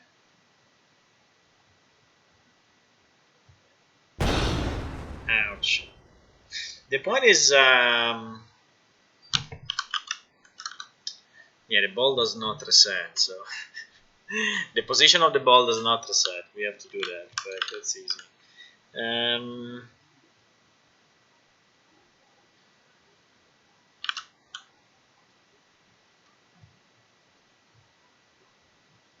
The concept of the ball is nice because anyway I can, because it rolls, and so the physics are kind of meaningful.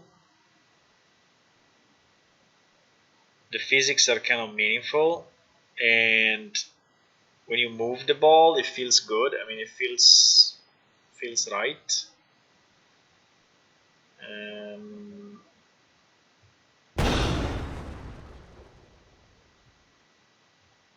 The point is, how does this has to do with our game? Right? How do we make this meaningful when crafting an armor, or we're crafting a dress, or we're crafting something?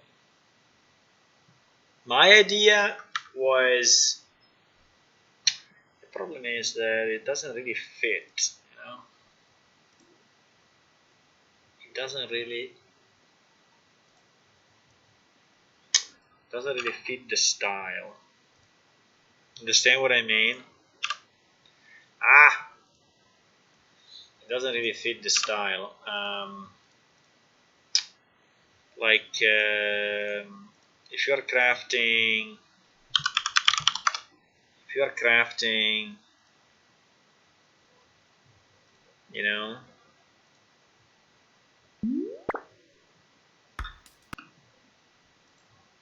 Hey, tú. advertising is everywhere. If you are, sewing something, the mini game will be to follow a line, So I could make. So if the background of my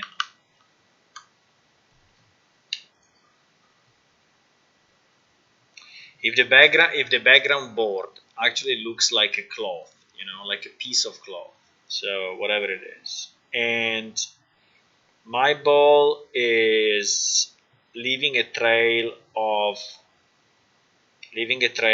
which I don't know exactly how to do it, but we will figure it out.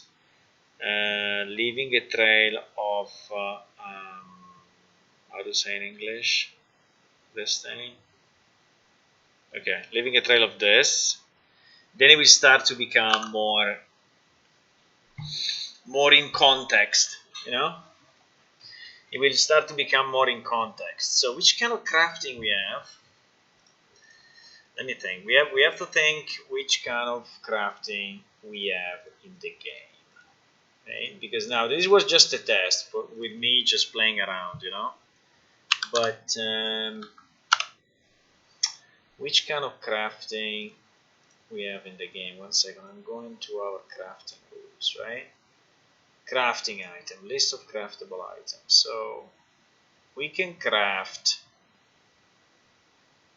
so much stuff. We can craft armor, we can craft food. Well, not food, yeah, I mean, yeah, food. We can craft potions. We can craft jewelry. No, we take jewelry to craft something else. We can craft shields. We can craft weapons. Why don't just have a list of crafting books? Here it is. I found it. So there is the full list of stuff we can craft. Let me copy paste it for you as well, because I'm on another screen. Oh my god, we have a lot of possible crafting, boys. It's insane. So do I need that? Do I need this? Do I need that? There is the list of all the items that can go in your mine slot for which you can craft things. Maybe not all of them are fully functional, you know, so I don't know if this list is really the right list, but it's an extraction from the database. So we can craft bow making, we can craft potions. This one I don't know, probably this one doesn't exist. We can craft bow again, jewelry, leather making. So for example, on leather making, this was I was thinking, you know, about like sewing or doing something like that. So this could be our victim. There is basic leather making, and I guess there is also advanced one. No, there is not advanced. There is not advanced. Basic potion, book of blades. You can make blades, hammers, shields, cooking, fishes, drinks. Then there is armor, weapons, shields, bow making again. Why we have so much bow making? Fishing, battle design, business. Forging, platinum, steel axe. This is steel weapons. There is cooking. This I have no idea. There is herbalism. Hammerhead design. Healer realm. This is again potions. Helms, herbal, chain meat and stew.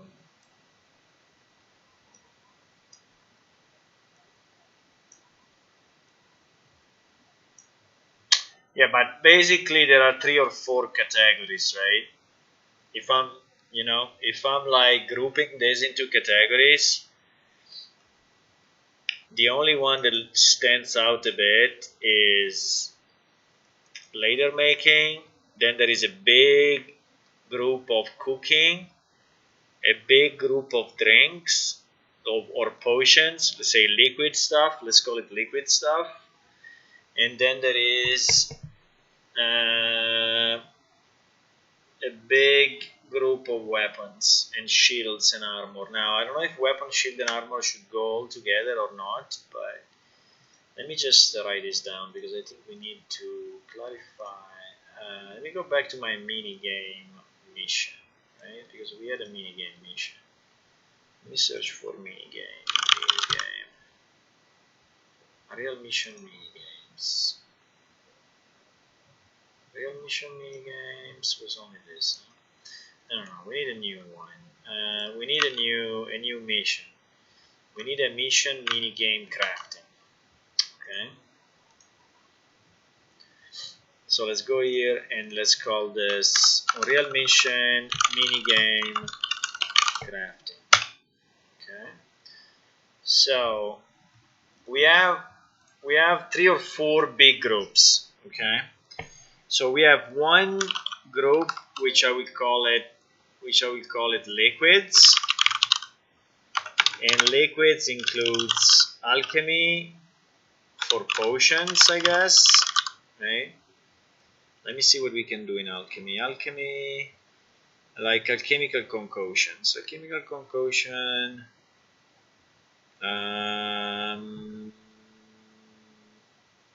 Now, can I go to the pattern? Complex alchemy. Major potion of Azure Sun affinity, for example. Yeah, these are all potions. Essence potions. So they are pretty similar things, right? Essence and potions. So this is what. But anyway, it's a liquid, right? It's anyway a liquid. Then we have drinks.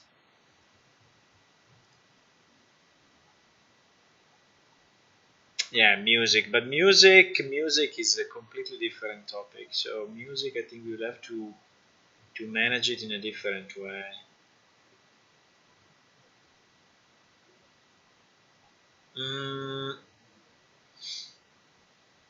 Drinks and potions.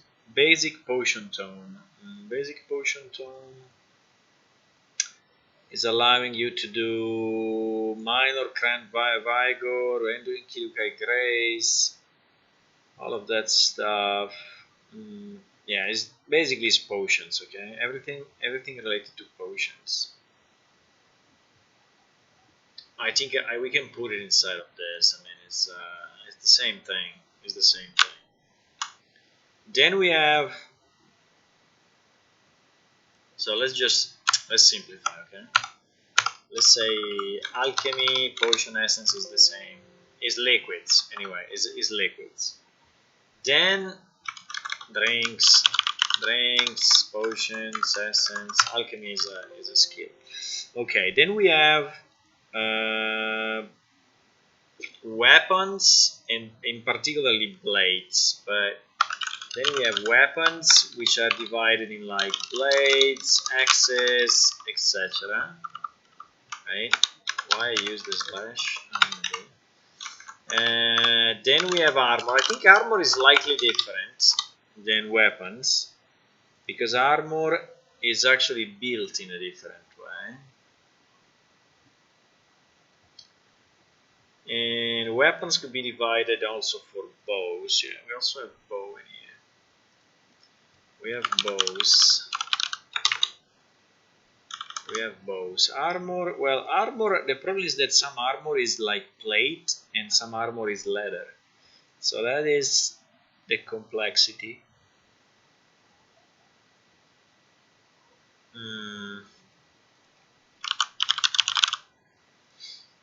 Making leather armor. Yeah, exactly. So leather is different than metal.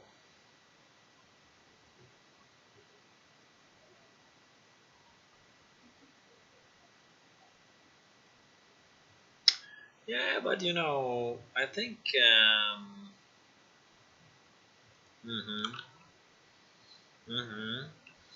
I think I'm thinking to a solution. But I think we have like metal armor, but I think it's the same. Huh? and leather armor. I think these are two other big groups.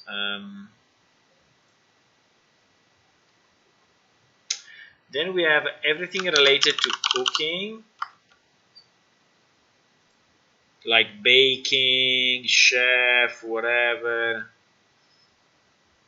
What is nature's secrets? Is herbal thing. Okay.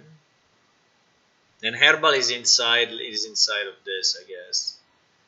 Is inside liquids, right? Well, they can also be herbal, which is not liquids, but is more like solid materials that you put on the wounds, something like that.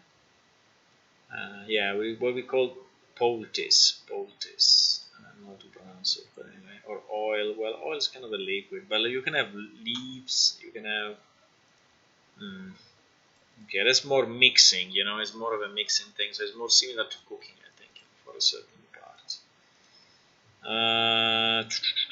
And that's it. So that's basically the major categories of this: liquids, armor, which can be metal and not metal, right?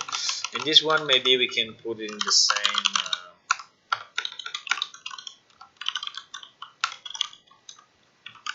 and cooking. So in theory we could have 4 types of mini games.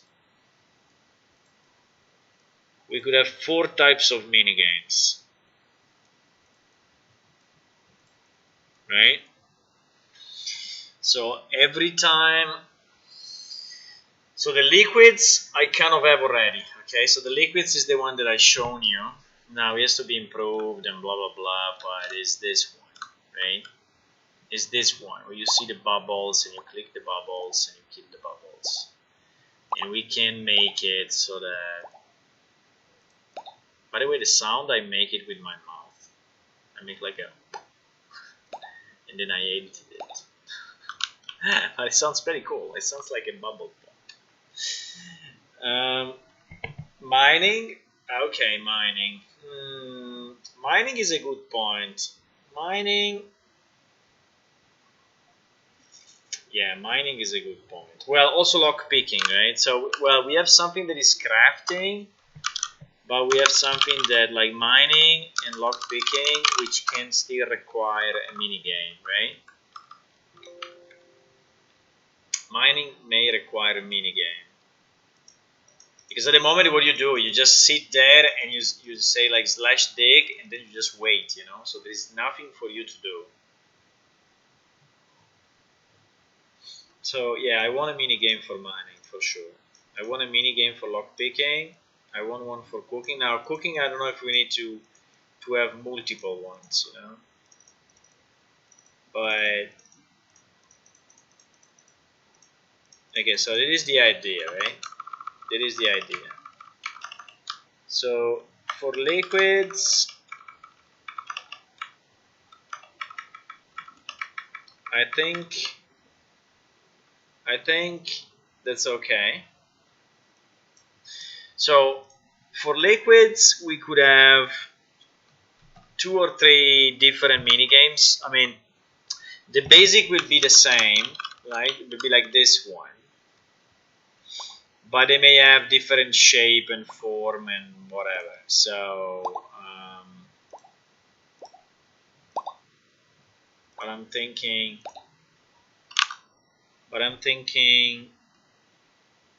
hey, if you have any ideas, guys, please let me know, because I'm just reasoning, you know, top of my head. But so this one is the bubble thingy, which can be inside a pot. So if we take, you know, an old rusty pot,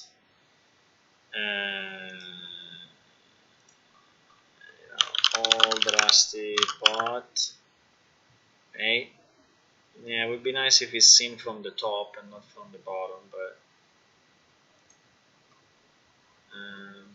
yeah, like this one, you know.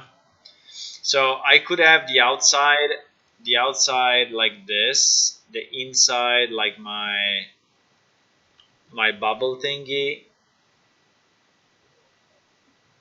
So I could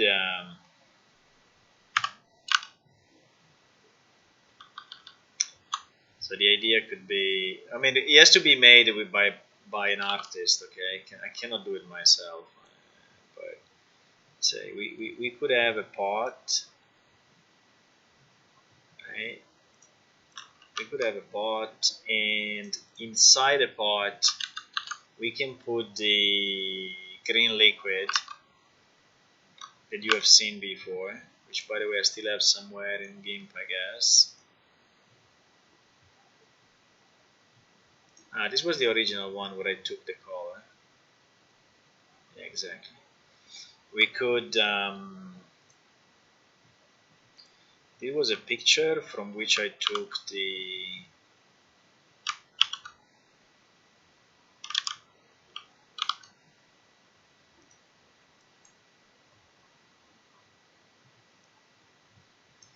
this was a picture.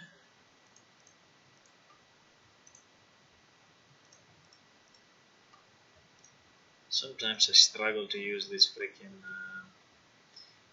scale.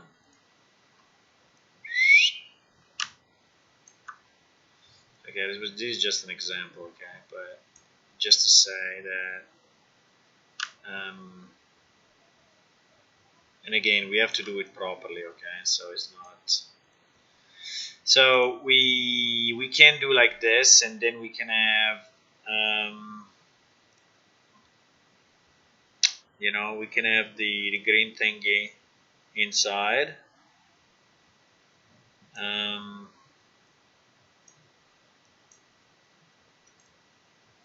and the bubbles. It's too much. Okay, anyway, you get the idea, right?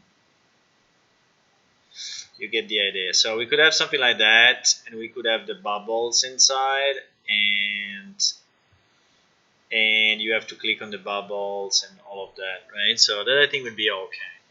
So, and that could be one of the mini games for cooking. That would be one of the mini games for cooking. Now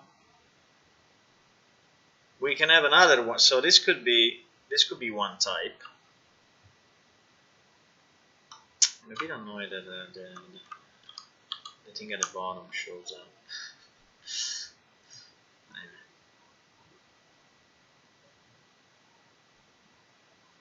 I can make the thing smaller. Yeah, it really shows up, unfortunately. Okay. Because it's not big. It's the pot that is too big.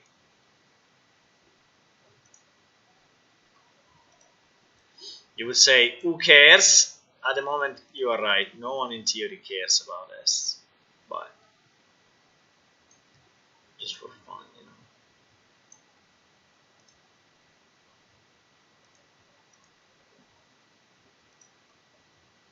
No, why didn't make it bigger? I wanted to make it bigger. I can make the pot smaller, maybe. Yeah, let's do it like this. I would make the pot small, so it will work anyway.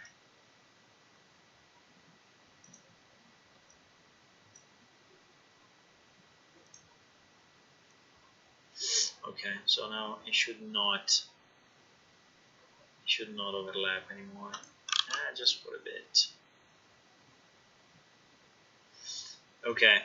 Meanwhile, I'm thinking. I'm not just wasting time. I'm also thinking. Don't worry.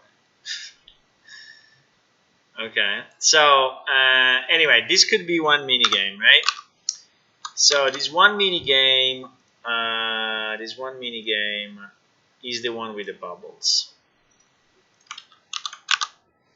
right?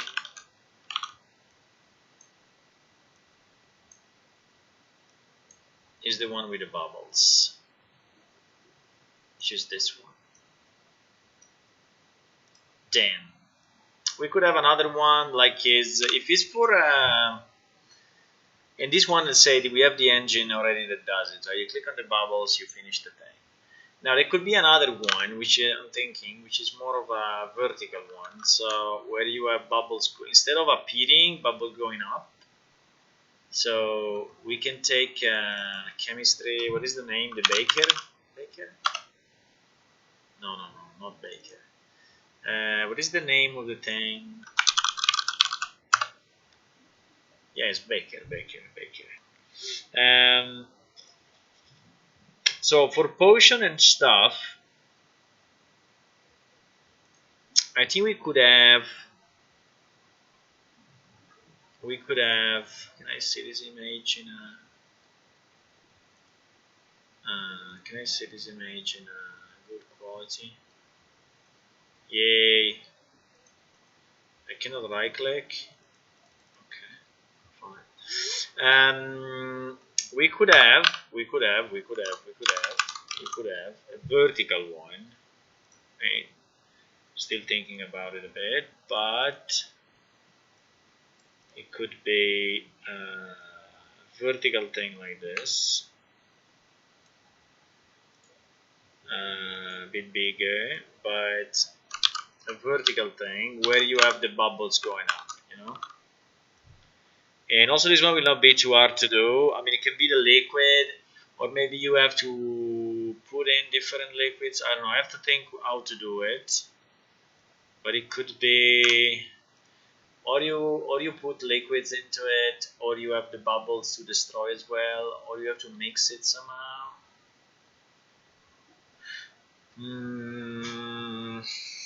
Yeah, fishing. Yeah, fishing is a completely different minigame. Yes, fishing I think we need as well.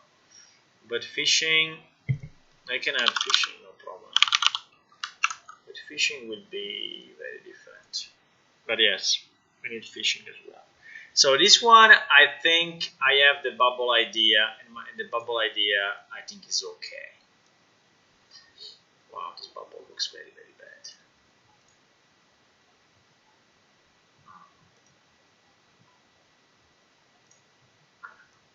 I think I decide to do it like this. Not very visible, but it's okay. So here we can have the vertical bubbles. We just have to think how to do it, but they can be vertical bubbles that you have to stop. Now weapons. What I'm thinking is something like that, which is similar to the bubble thing, but maybe we can change it a bit, So it's forging a blade.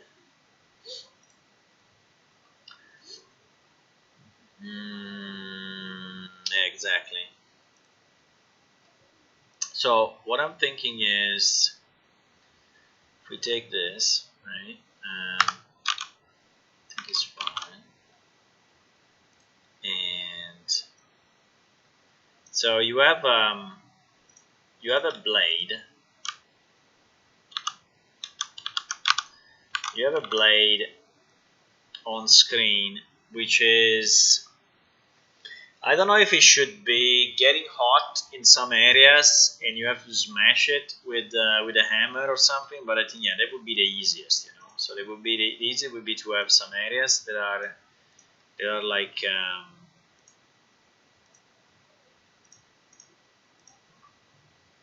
orange, and you have to hit those places, or maybe you have to turn it, and because in theory the way you do it, you put it into the oven to turn it into the forge to not into the oven, into the forge to make it heat up a lot, and then you shape it with the hammer, right? So there could be two phases. Now doing two phases is not very easy, but it can be like two phases, but it could be hot, and you have to, I don't know if I can make the material dynamically change its color based on a parameter, but I guess yes, because the best would be to have this material to actually heat up or color itself in a certain region. Yeah, and then you hit it with your hammer, and maybe there could be, the best will be to have a strength to hit. This starts to be interesting. Let me think about it. If you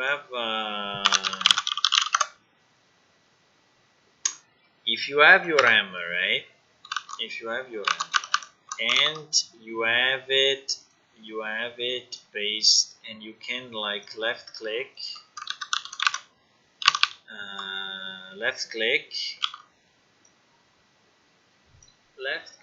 to hit, but keeping it pressed.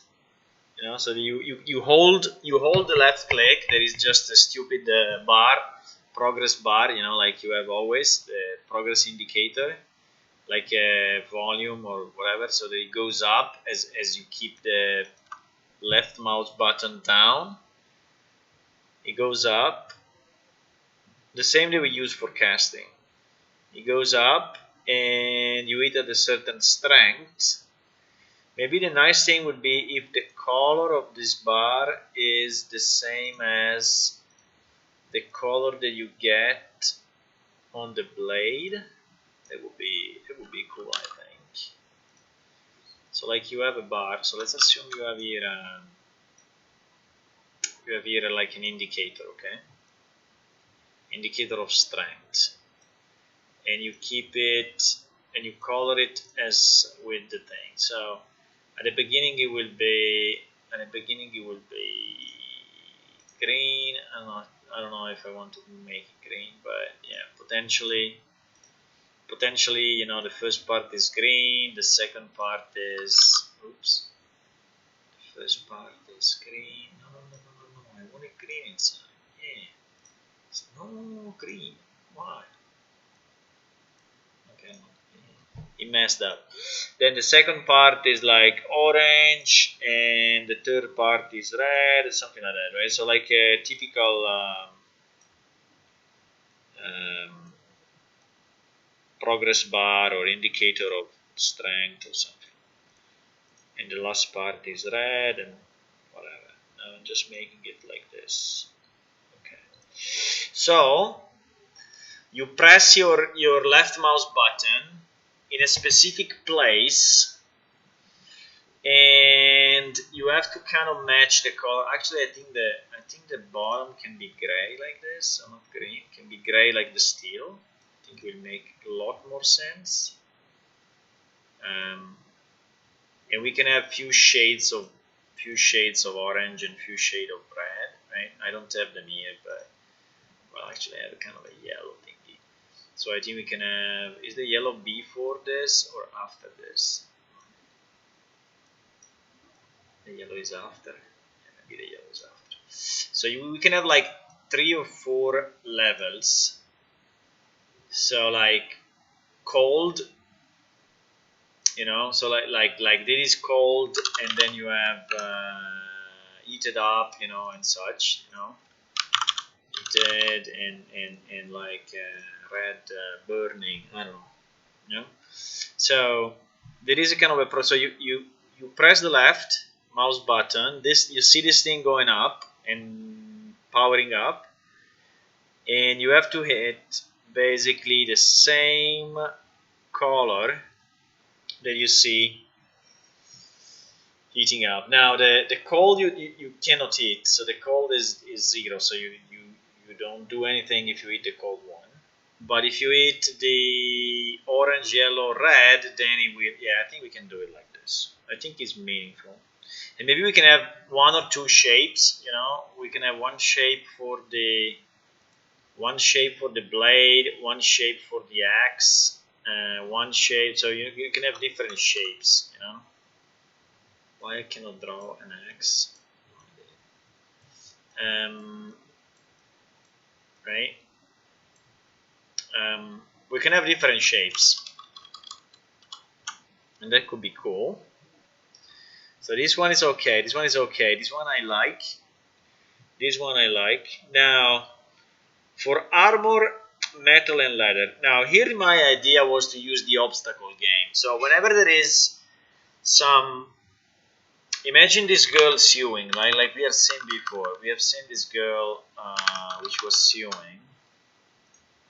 So she needs skill, and putting the thing in the right place, and it's basically, but this swing is also, I wanted to have the other one, like this one, yeah, like this one, you know. So basically here she's following a pattern, and he has to follow a specific road, you know. This road has to be respected, you know, and has to be straight, right? So this is when I would like to use my mini game for obstacles. It is when I want to use this one. The problem is that as it is now, it looks so bad because it looks like a different game. You know, it doesn't look that is in context in any way. But the theory is the same. You know, the theory that we are using is exactly the same. She has to go through. So you have to let me stamp this just to make you understand better. If I could have a ladder, let me search for a ladder thingy. Okay? Ladder, just ladder. I find anything. Okay, ladder like this, perfect. Exactly. So if I could have a background, right? Yeah, this one is perfect. So exactly this. So if I could have a background of my obstacle mini game, let me do it in a new page. If I could have find new, don't say. If I could have in my mini game a background that looks like this. Okay, now this one is not tileable. Who cares? Right? And you have to follow, right? You have to follow this trail, and when you follow it properly, I don't know, it changes color, or you see that we can have a decal. We can have maybe some decal going on, so you can see. Now it is too small, you cannot see it, but the point would be, let me make it white, right? That you start to see a decal going on, right? Which is the actual sewing. I think it would make sense, right? And so what I want to say is that my obstacle mini game could be like this. So it could be that with your mouse you're pushing this ball, which should be transformed into a needle or into something else, but it should keep the same feeling of something that is rolling. I don't know if I can place, if I place a kind of a needle in between and I make it transparent, what does it happen? Like if I take my ball, what is my obstacle sphere, if I take this thing and I put in between, because this one actually rolls, right? I think if I put something horizontal, it will flow with it, which is not what I want. If I take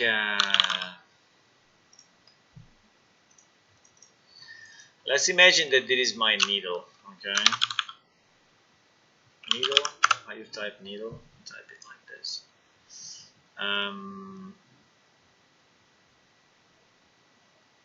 Right?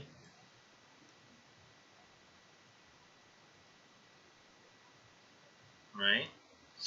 The problem is that this one should not collide with anything. And the problem is that this thing should stay in place, but I think that it will rotate. Unfortunately, I think it will rotate. We can find out how to have it not rotate, right? And this one I can make it transparent or something. Let me think about it. Huh?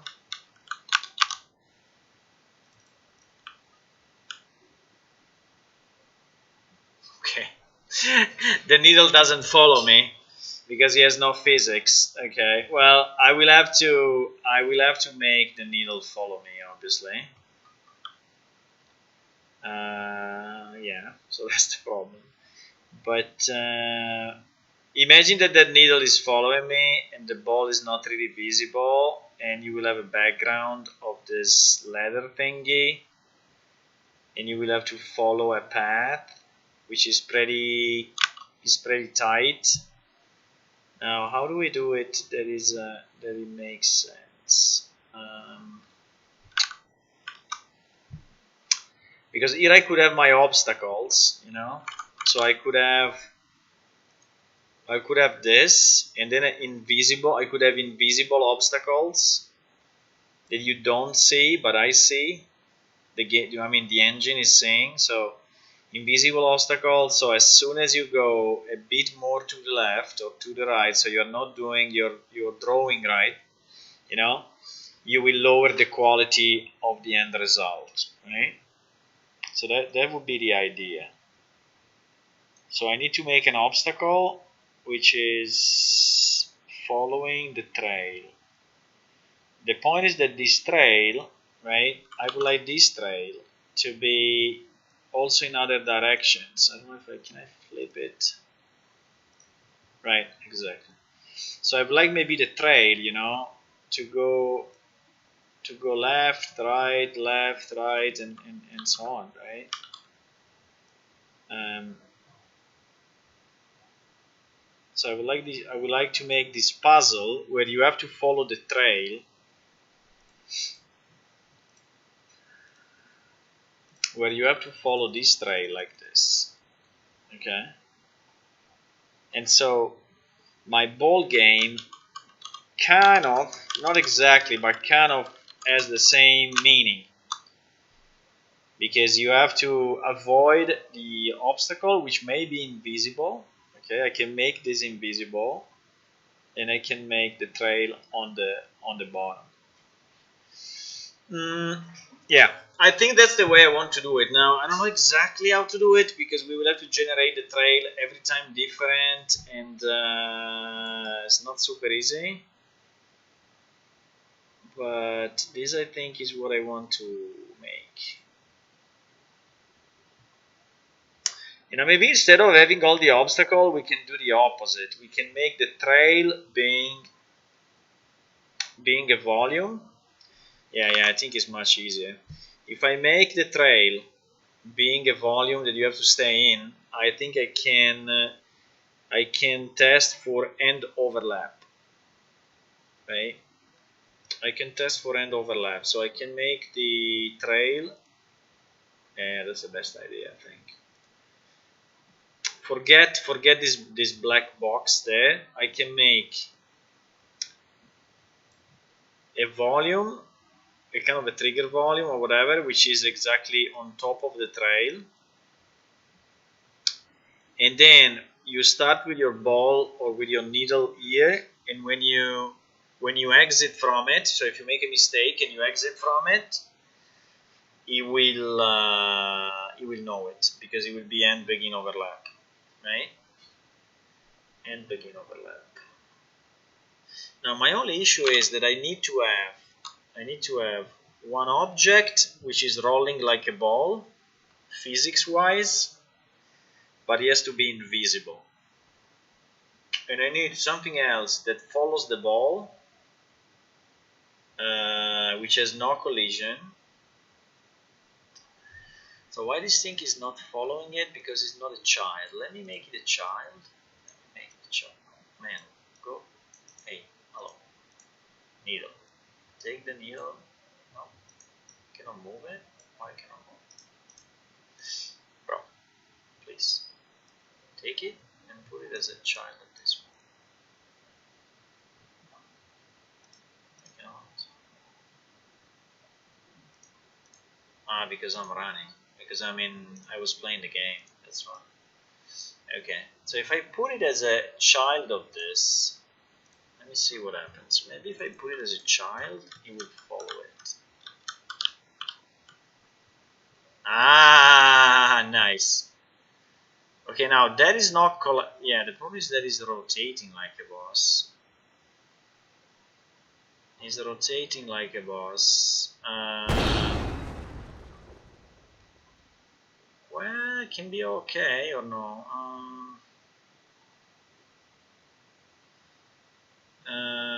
Well, it would not look very nice because no, like this is not possible. Like this is not. It's following me, but I wanted it to stay.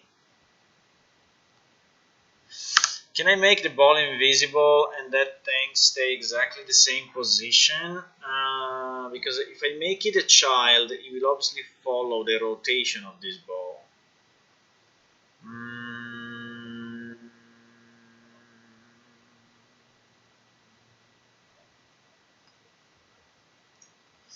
Is the spring arm solving any issue? This component tries to maintain its children at a fixed distance from the parent, but will retract if the children is no collision. The spring back when there is no collision. I think the spring arm is like the thingy that makes you.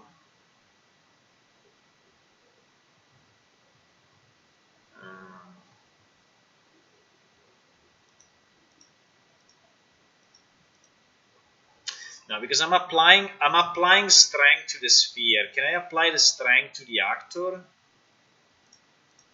I would like to apply the strength to the actor and all the childs, not only to the sphere. Let me check. So if I go into my third person character, right? And hello? Ah! Something bad happens. Oh. Okay.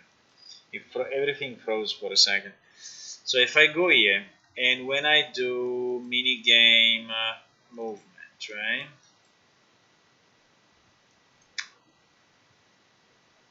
I think I'm applying a strength, I'm applying an impulse. There it is, add impulse to the sphere. Can I add an impulse to this guy?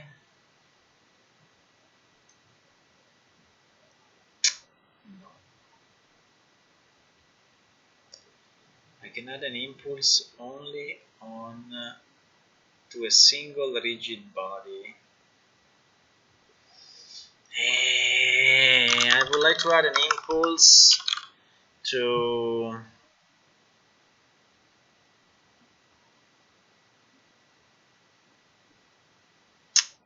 no, it doesn't do it.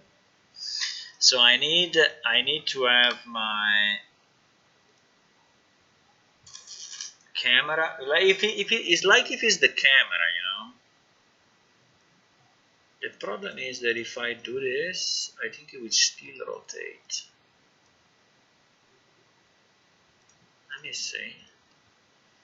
I'm not fully sure, but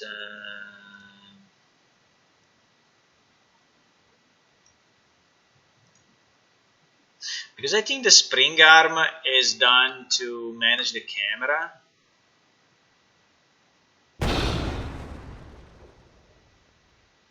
No, it's fucking up completely. This is not the way. This is definitely not the way. This is definitely not the way. I need a way to keep this up, because then what is the idea? The idea is to make the sphere completely transparent, right? So you will not see it at all. Let me try. Let me try to do this and to make the sphere invisible. So if I make the sphere invisible, I can put it on a transparent material, or I can have the alpha. Yeah, I can have. Let me change this metal steel.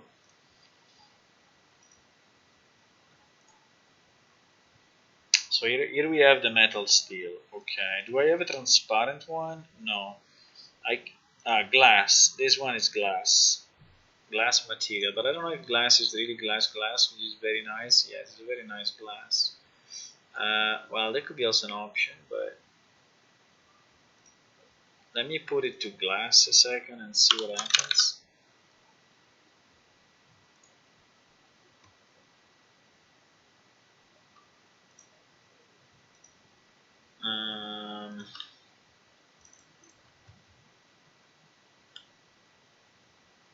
Yeah, okay, now it's glass, but the point is that it's invisible, you know. The physics on it are exactly the same. Yeah, by the way, it's pretty cool. I like it. I like this thing that is rotating. Bloop, bloop, bloop, bloop, bloop, bloop. That's pretty cool. That's very nice. Okay, so it should not be that. Okay, our problem is that it rotates. If it's standing still, I think it would look like a needle or some of some sort, right? So we need a way to have this child not be linked to the rotation of the father. Is it possible in any way?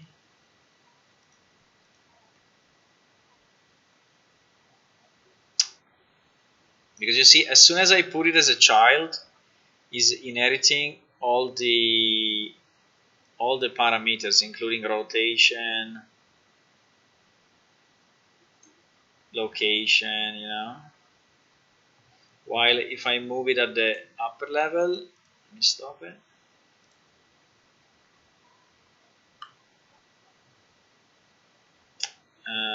Wait, category D. Maybe I can change this. Enable editable when inherited. Okay, location, blah blah blah. Mobility status, stationary mouse, socket, static mesh. Simulate physics, we say no. Linear tempo, okay. Constraint, lock position. Lock the movement, lock the specified axis. Lock rotation. Mode defaults. If I lock everything, what happens? If I lock all the rotation, let's assume that I lock the rotation, okay? So that thing will not rotate. It's still rotating like a boss. I mean, we said no rotation, but it's still rotating like a boss. What is this lock rotation doing? Lock position, lock movement along the specified axis. Because I don't have simulate physics. If I do simulate physics, what happens with lock rotation?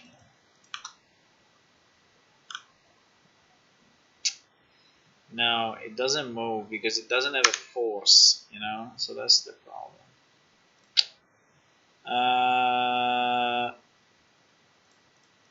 No, I just want this. Ignore radial impulse, ignore radial force. Auto weld. If true and is attached to a parent, the two bodies will be joined into a single rigid body. Physical setting like collision profile and body segment demanded by the root. Yeah, can I remove auto weld and see what happens? I just want this guy to move along the same path, but not starting to rotate. That's the only thing I want to do. No, he's rotating anyway. He's rotating anyway. I mean, it looks cool anyway, but it's not what I want.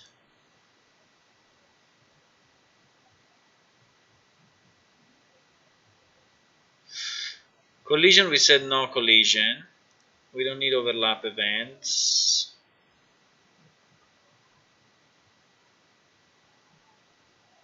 Rendering visible.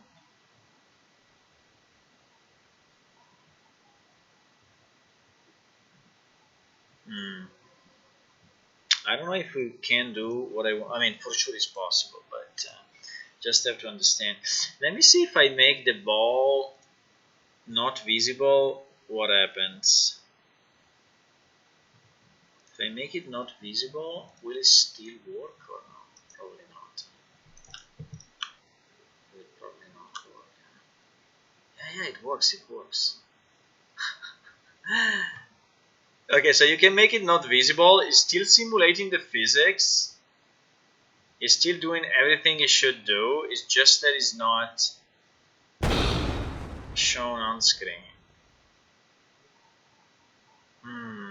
That's pretty cool though. That's pretty cool. So that's exactly what I need, you know. I need the ball, so to move like a ball but not being a ball. And I need, so I think we will leave it not visible. But I need this other component Or I make another actor which is following this actor, you know, 1-to-1, but it is strange to me that I cannot do it. I cannot do it here. So like when it's like this, right? When they are in parallel, okay, I apply a force to the sphere. Why the sphere is not moving, the wall default scene.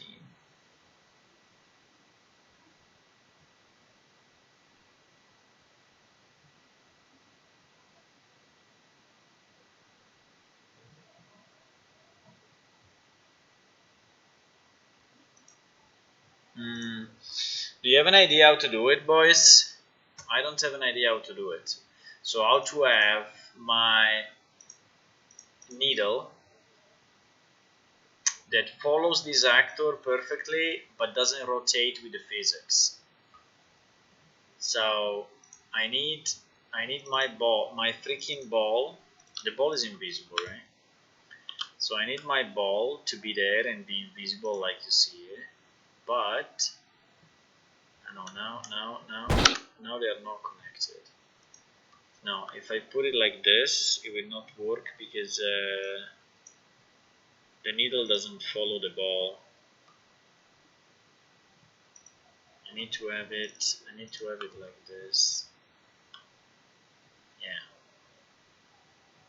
So here I'm so the needle is going there. I just need this thing not to rotate.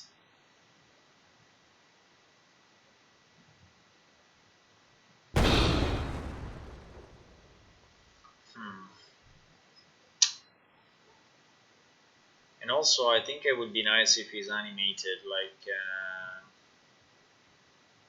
going up and down.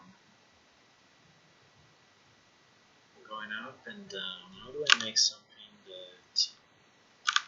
How do I make it?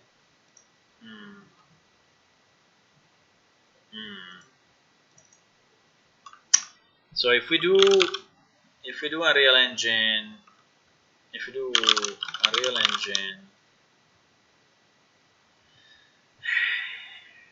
static mesh follow, it's not easy to ask the question, you know.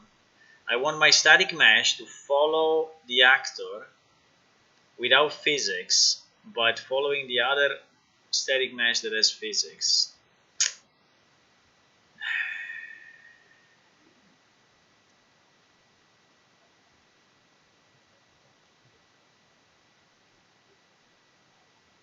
How do I ask this question?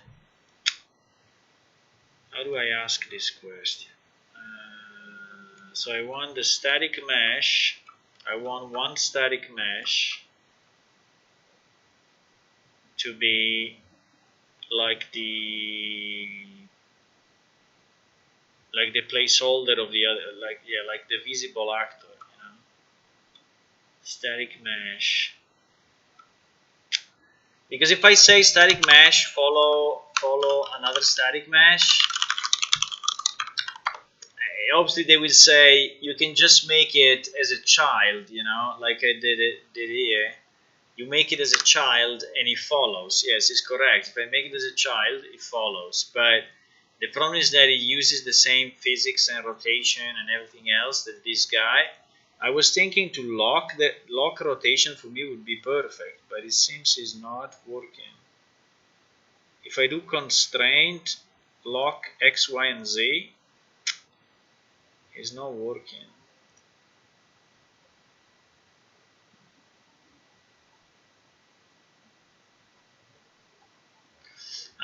This is exactly what I need to lock the rotation of this guy when the other guy is moving. But you see, it doesn't do it. It's still rotating like a boss. While I would like it to stay in the same position.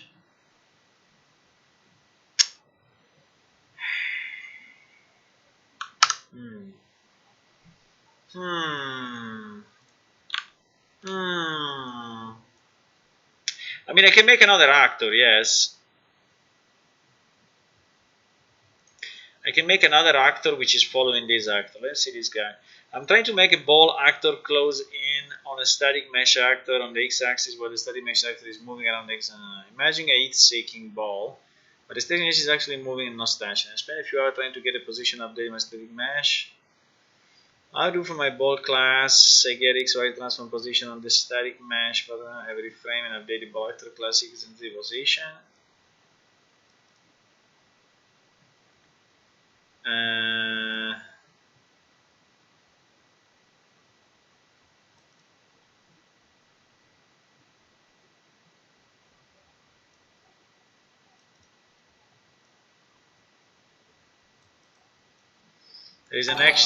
There is a solution on AI follow. You could use that.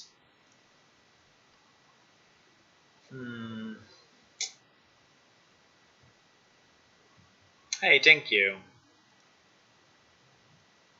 Someone pledged on Patreon, I think. I didn't see it. It was too quick. But thank you. It's very nice of you.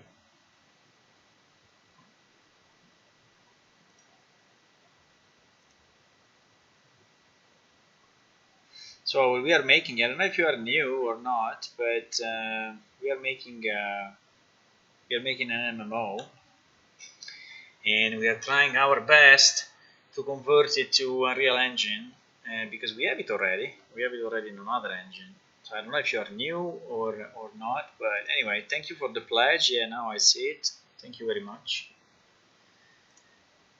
This game is not easy to do, so any support is good for motivation, you know. Okay, so we can have an actor follow the other actor or not. So there are two things I would like to do. One is to have this kind of a needle going through and maybe moving up and down, up and down, up and down, you know. And it's like if you are sewing something, like this girl is doing here, right? So like if she's sewing,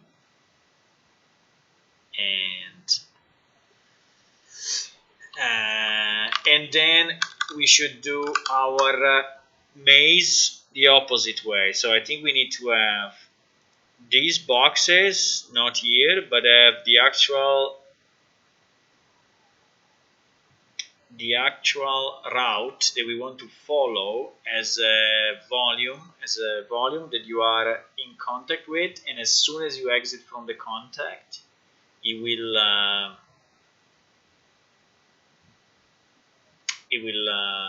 say that you are out of the route, and so it will stop. Always stop, or we give you lower quality item at the end. So that's the idea, you know.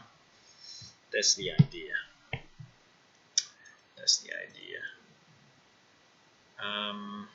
And that would be the finish.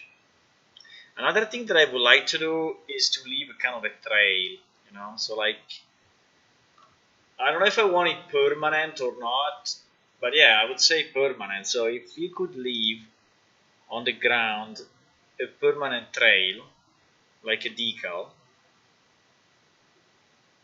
that would be very nice. Maybe this one we can search. I think this one should be doable. I mean, it should be someone that did it already, you know. Unreal Engine, leave trail, magical trails, shooting trails. Well, I would like to have it as a decal on the texture, right? What is this? Unreal Engine Ghost Trails. Okay, no, it is like this kind of trails. Now, I mean surface trails, yes.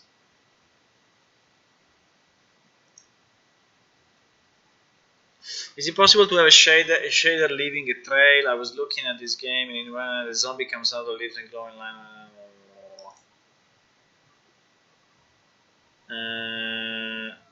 I think I'm thinking to decals more than anything. I'll do it with an anim trail or a ribbon particle. No, I don't want a particle.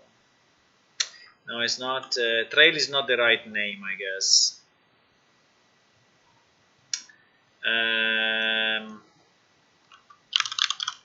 Let me try decal trail. Decal trail effect. Yeah, I think I want a decal trail effect. Exactly what I want. Exactly.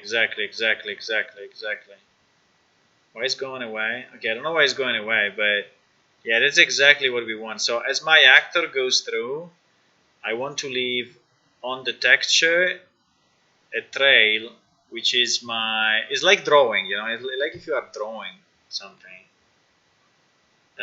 Okay, this is exactly what we need. Let me just see how this guy is doing it. Decal trail test. Well, oh shit. Okay, the material is just a transparent material. I guess there is no specific. I just want to know how it applies it to the ground. Sphere gradient.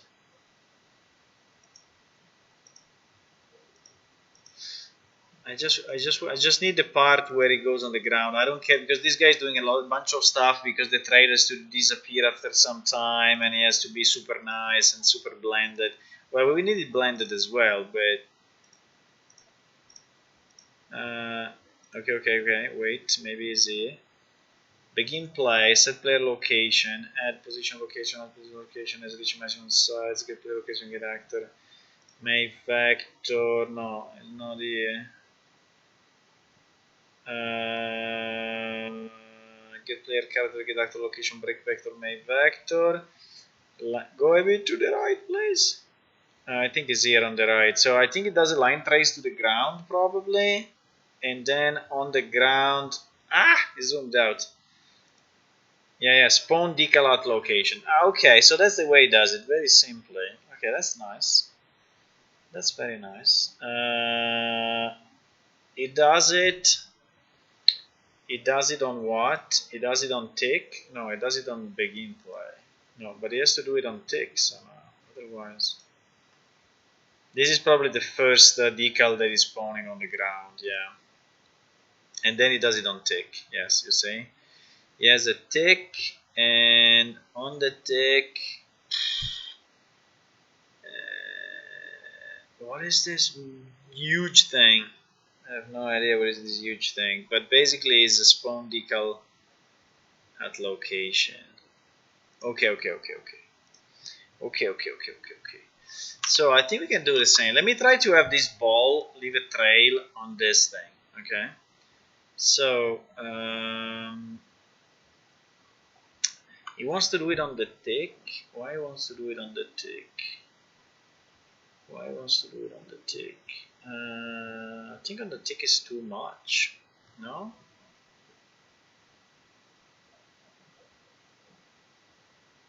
I want to do it every X amount. Well, I can put a timer. Yeah, okay. I think we can put a timer. I mean, we can use the tick, but then we can put a timer which is resetting every, I don't know, 1 second. I don't want to leave a million decals, otherwise we'll become like insane, you know. Like in that video, if you look at it, he's leaving a trail with millions of decals because he's doing it on the tick. So you see how many? You see that it's like ever changing. It's too much. Unless that on the tick it also has some reasoning, but it didn't show it to me. It was so small I couldn't see it.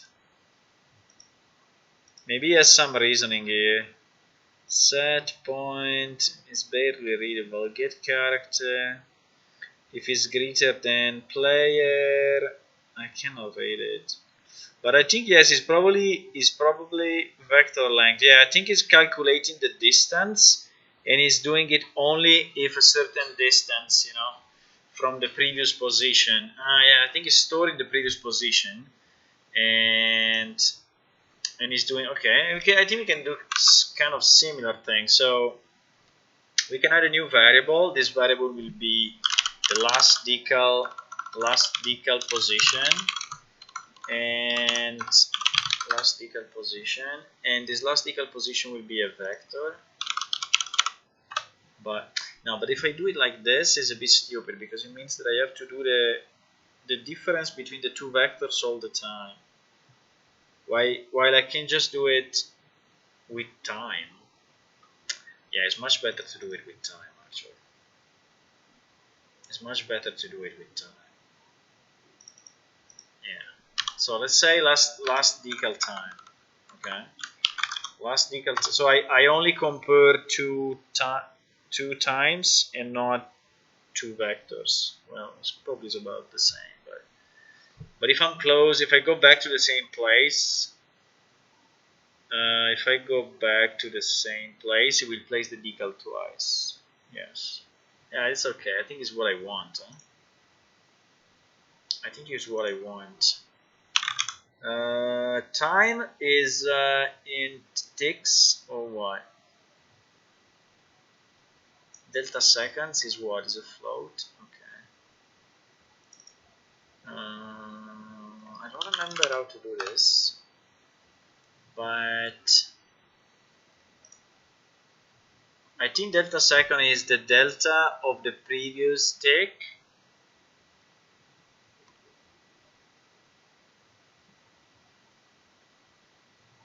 But you know what? I think you can just have a timer.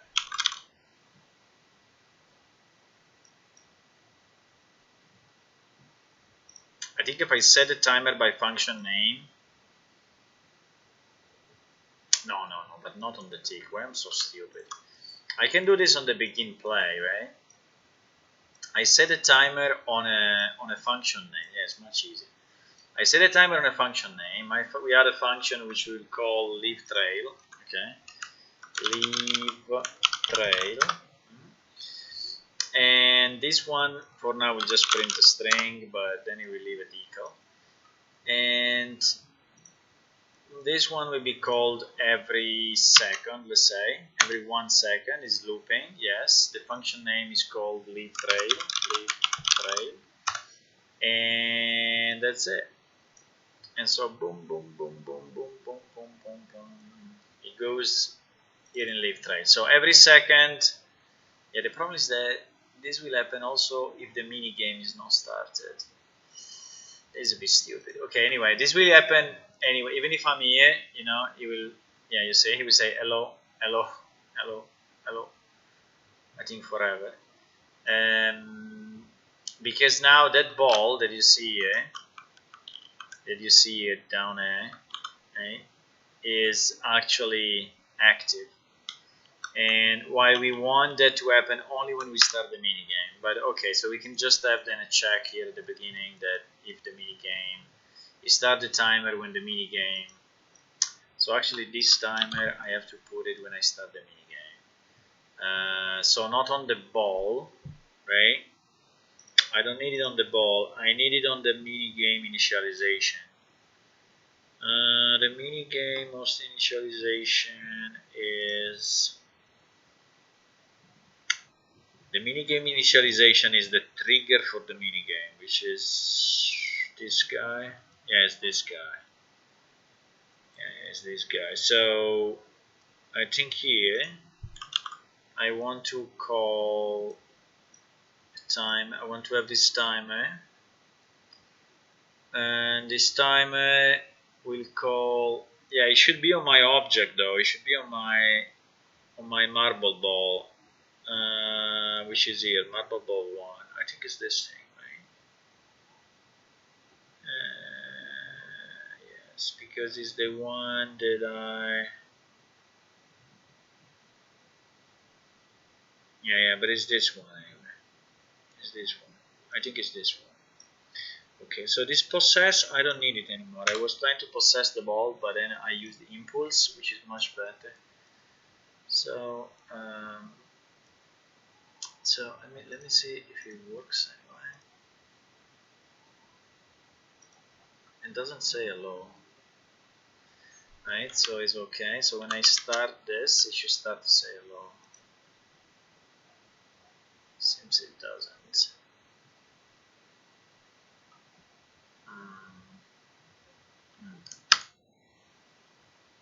Why? Because that ball is not marble 1. No, this one is obstacle sphere, so it's completely different. Okay, GG.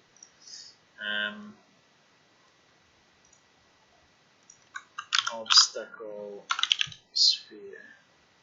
Okay. Yeah, I just messed up with the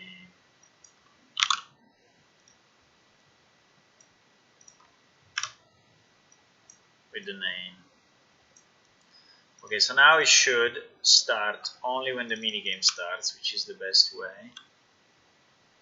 Hello, hello, hello. Okay, so now it's calling that function. Okay, so now that we call that function, we would like to go here, and in the trail function, we want this to leave a trail. Now, how do we do it? So it was tracing a line, it was line tracing down, right? I think that's the best way. Or we can do it on overlap. We could do it on collision, on hit. No, I think the best way is to trace a line down. Is to line trace Z down.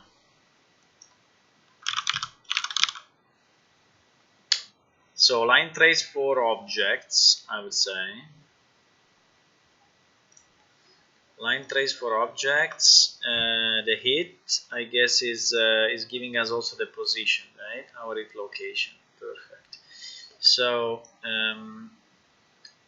I want to line trace starting from the location of my actor. So get actor location. So get actor location, and I want to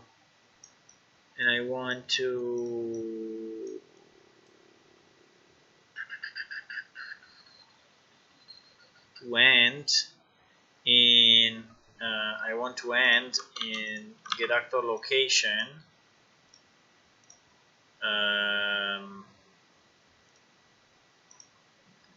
where the x and the y are the same, but the z is like -1 meter or something like that, minus 50 centimeters,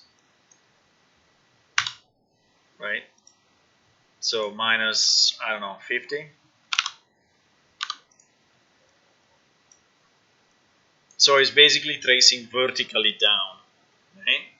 It's tracing vertically down and is getting a location, hopefully. So in this location, we want to spawn a decal at location. The print string we don't need anymore.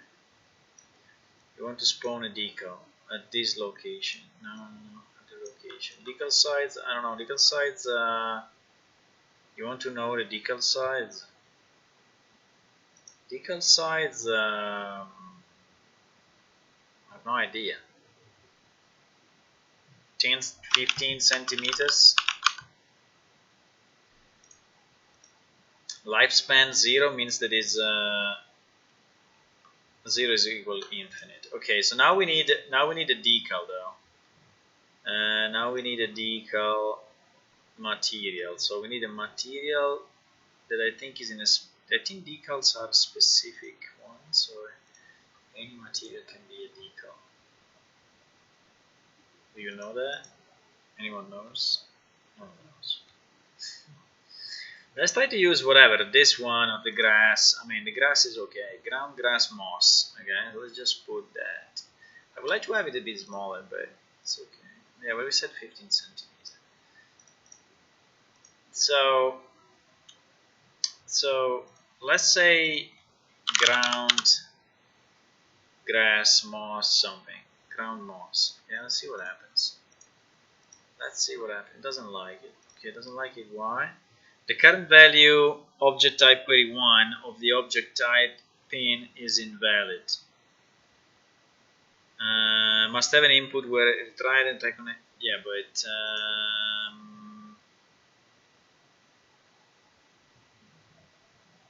this only finds object out of the type.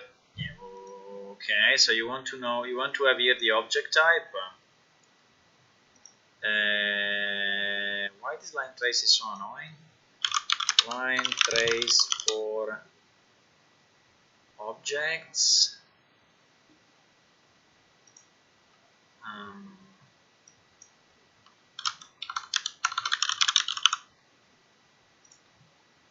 Okay.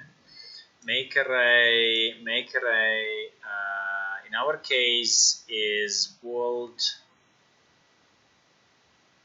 static. I think it's world static, right? So those objects are world static. Should be. Let me see what happens. So in theory we should see every second.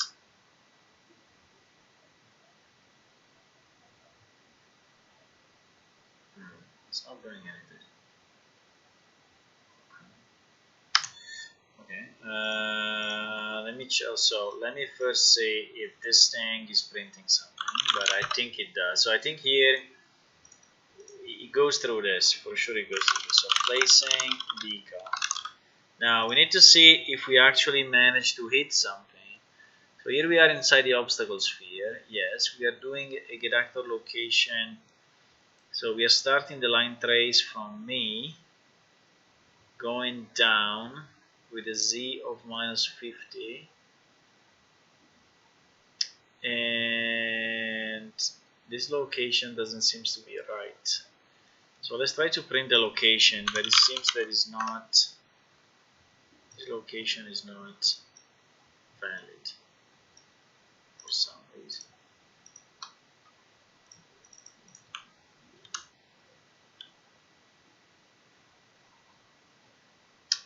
No, actually the location is valid.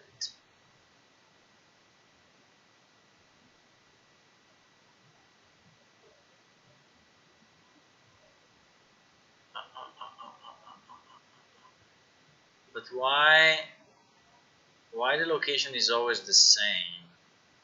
You see that the location is always the same, and by the way, it's a kind of a weird place.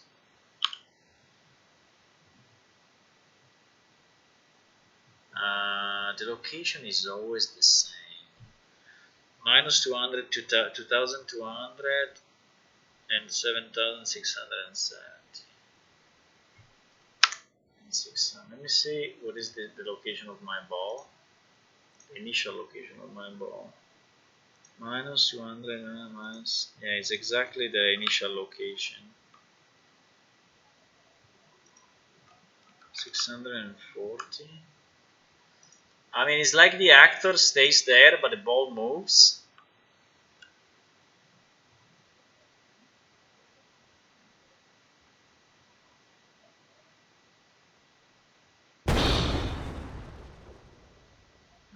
That's interesting. But anyway, you should place the decal. You should place the decal, no? In the original, so you should place the decal here somehow. But it's not doing it. Because look, can we check which actor we hit? What is it? Obstacle. Come on, I lost myself.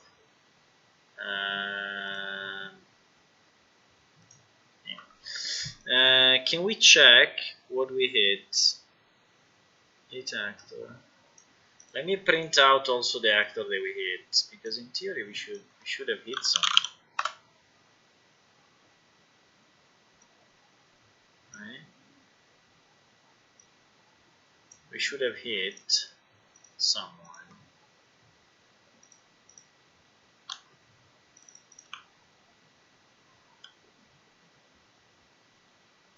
Template floor 1. So it's below the thingy. Fuck. Why is below the thingy? Okay, we can remove it a second. Let's remove this thing for a second. I think it's. I placed it. The problem is that the ball is moving, but the actor is not moving. That's very weird. Why that?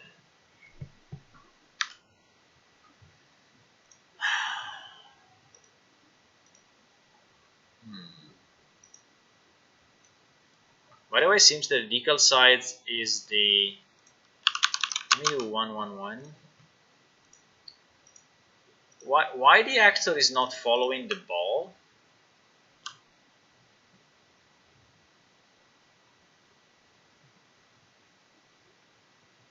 No, 111 doesn't really do anything.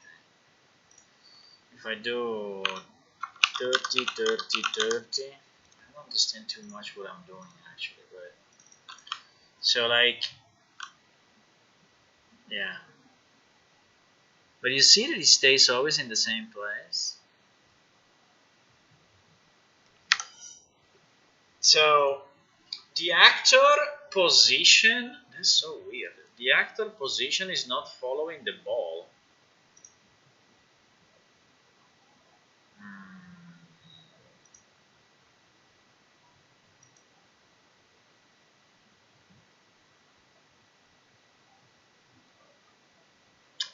That's very bad.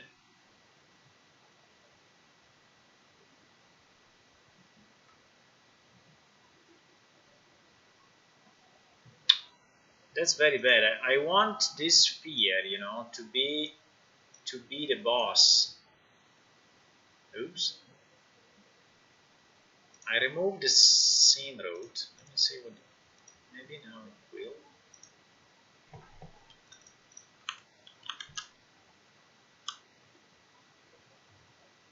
Ah, very nice. We removed. Apart from the fact that this texture is weird, but we removed the scene route, so now actually the actor is moving with us. Okay, that's better. So there was, did you see what I did? There was a kind of a default scene route in between my sphere and my needle. Now can I move the needle here? No.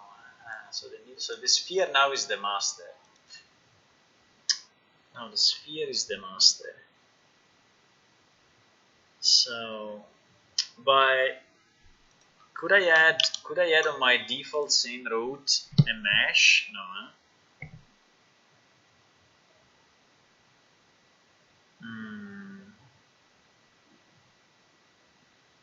What is this thing actually? What is this default scene route? I mean, it's like the route of my actor, but if I switch it with the sphere,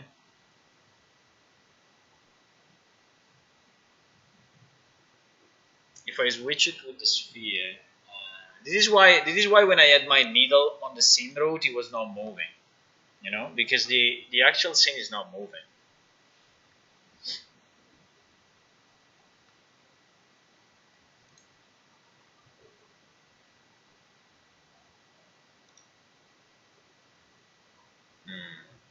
Okay. Okay, I think we want this. So we want the sphere to be the father. Now the only problem I have is why that decal is looking so shitty. M ground moss. M ground moss in theory is, so we set the location, but M ground moss. Let me see. M ground moss, right? M ground moss. It looks like a beautiful grass. So why when we create the decal, material domain, deferred decal, the material attribute described the deferred decal will be mapped into the decal through some.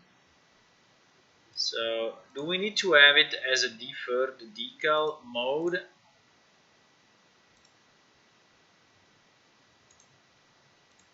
Or no? Because you know what happens is that now we are properly putting the decal on the ground, right? So we're like drawing. Every second we are drawing. But it looks horrible. I mean, it looks like made of boxes.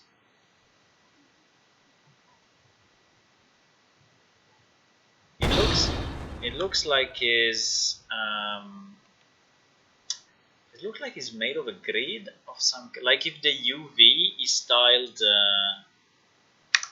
me try to change material. Maybe it's just that material that is weird. Well, let me make a new fresh material. It doesn't have all this crazy thing.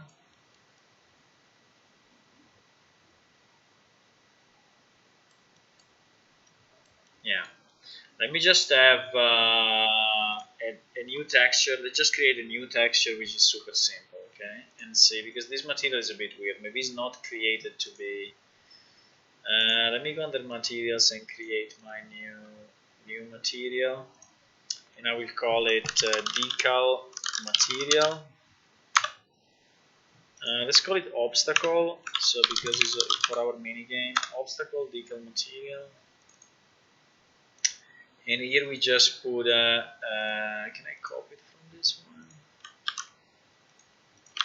Yes. Sample texture, RGB, base color, GG, right? So without any crazy stuff. And then we go in our obstacle sphere and we say that our decal will be obstacle material. Obstacle decal material. And now we will try to see if I have to move it into decal space. It looks the same. Okay, let me try to move it into decal space. If I say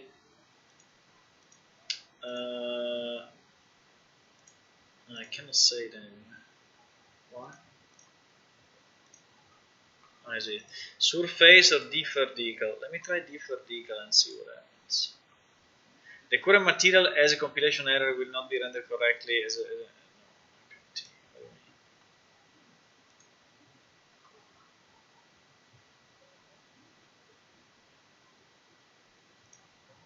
I think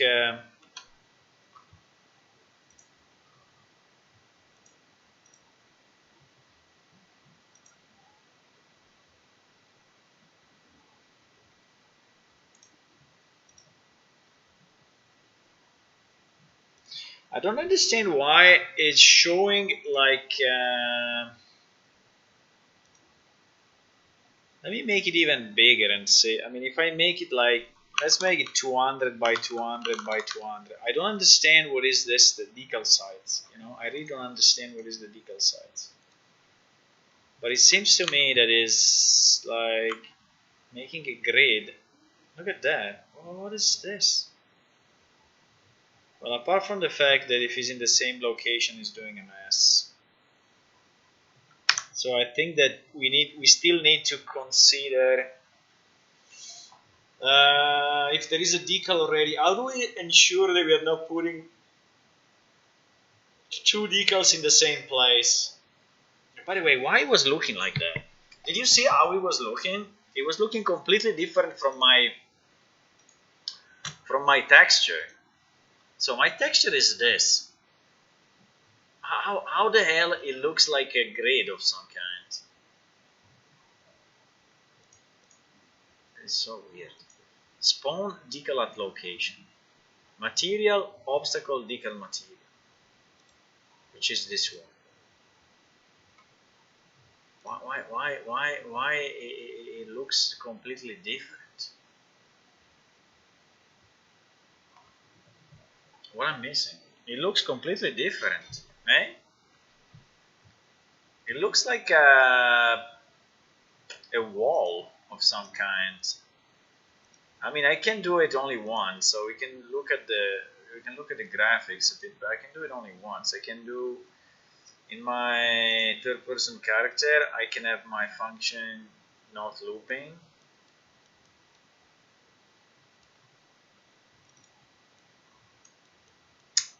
It's not it.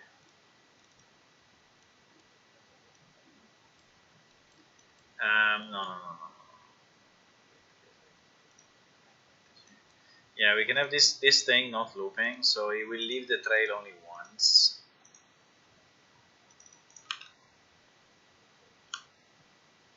Okay. Look at that. It's a completely different texture. What the fuck? Why?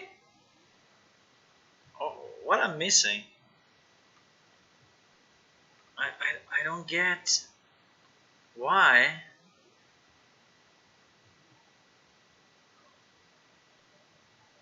By the way, why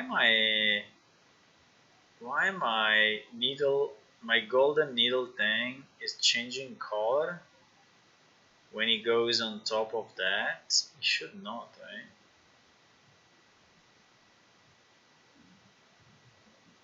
Maybe because the glass is reflecting the color, and because the glass, I think we set this glass thingy, and right.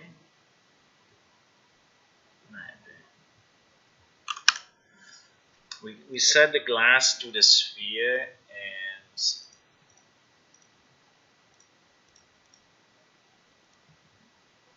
let me remove this glass material.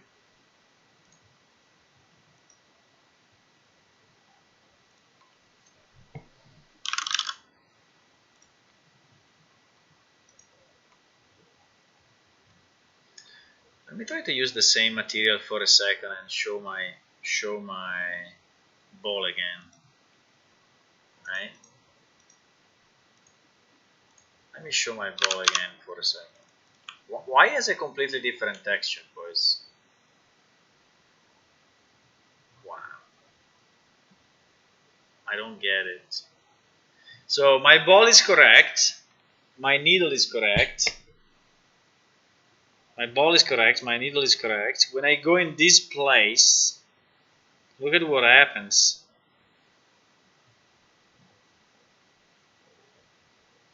The decal is getting applied to me as well. Okay, that's probably what I... okay, so the decal is applied to everything that is there, that is below it. Because I'm below it. Okay, I think I understand that. Because the decal is higher than me, and it's just projecting, it's just projecting his picture from the top down, and considering he's higher, is projecting it on me as well. Okay, so that I think is okay. Now, the issue I have is why the texture is completely different. There is a total mystery to me. Why if I say is a mystery. Is a mystery.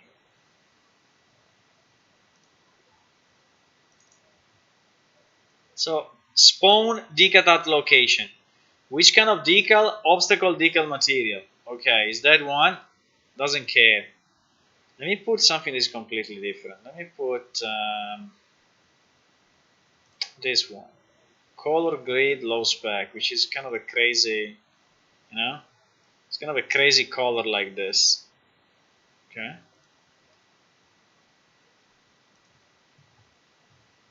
Okay. It puts the same one.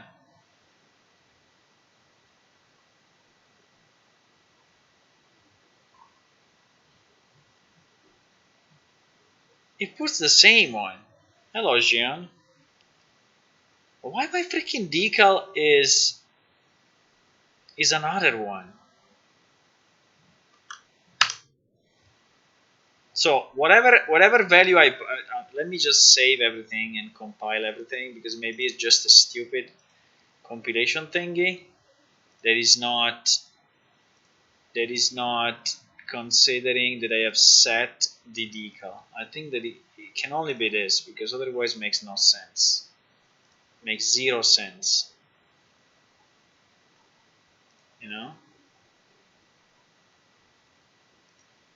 Compile, save, compile, save. Oh my god. Someone is calling and I need to go. I didn't realize it's so late. Okay. I think let me just test it again after we did the compilation of everything. Boom. Always this one. Okay. So decal, Unreal Engine can put one decal only. Only one decal in his life. Okay, boys, I need to go. I'm sorry for that, but I didn't realize it was already 8.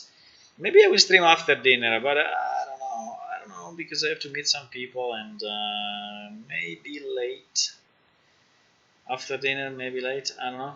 But anyway, thanks for watching, and I will speak with you soon.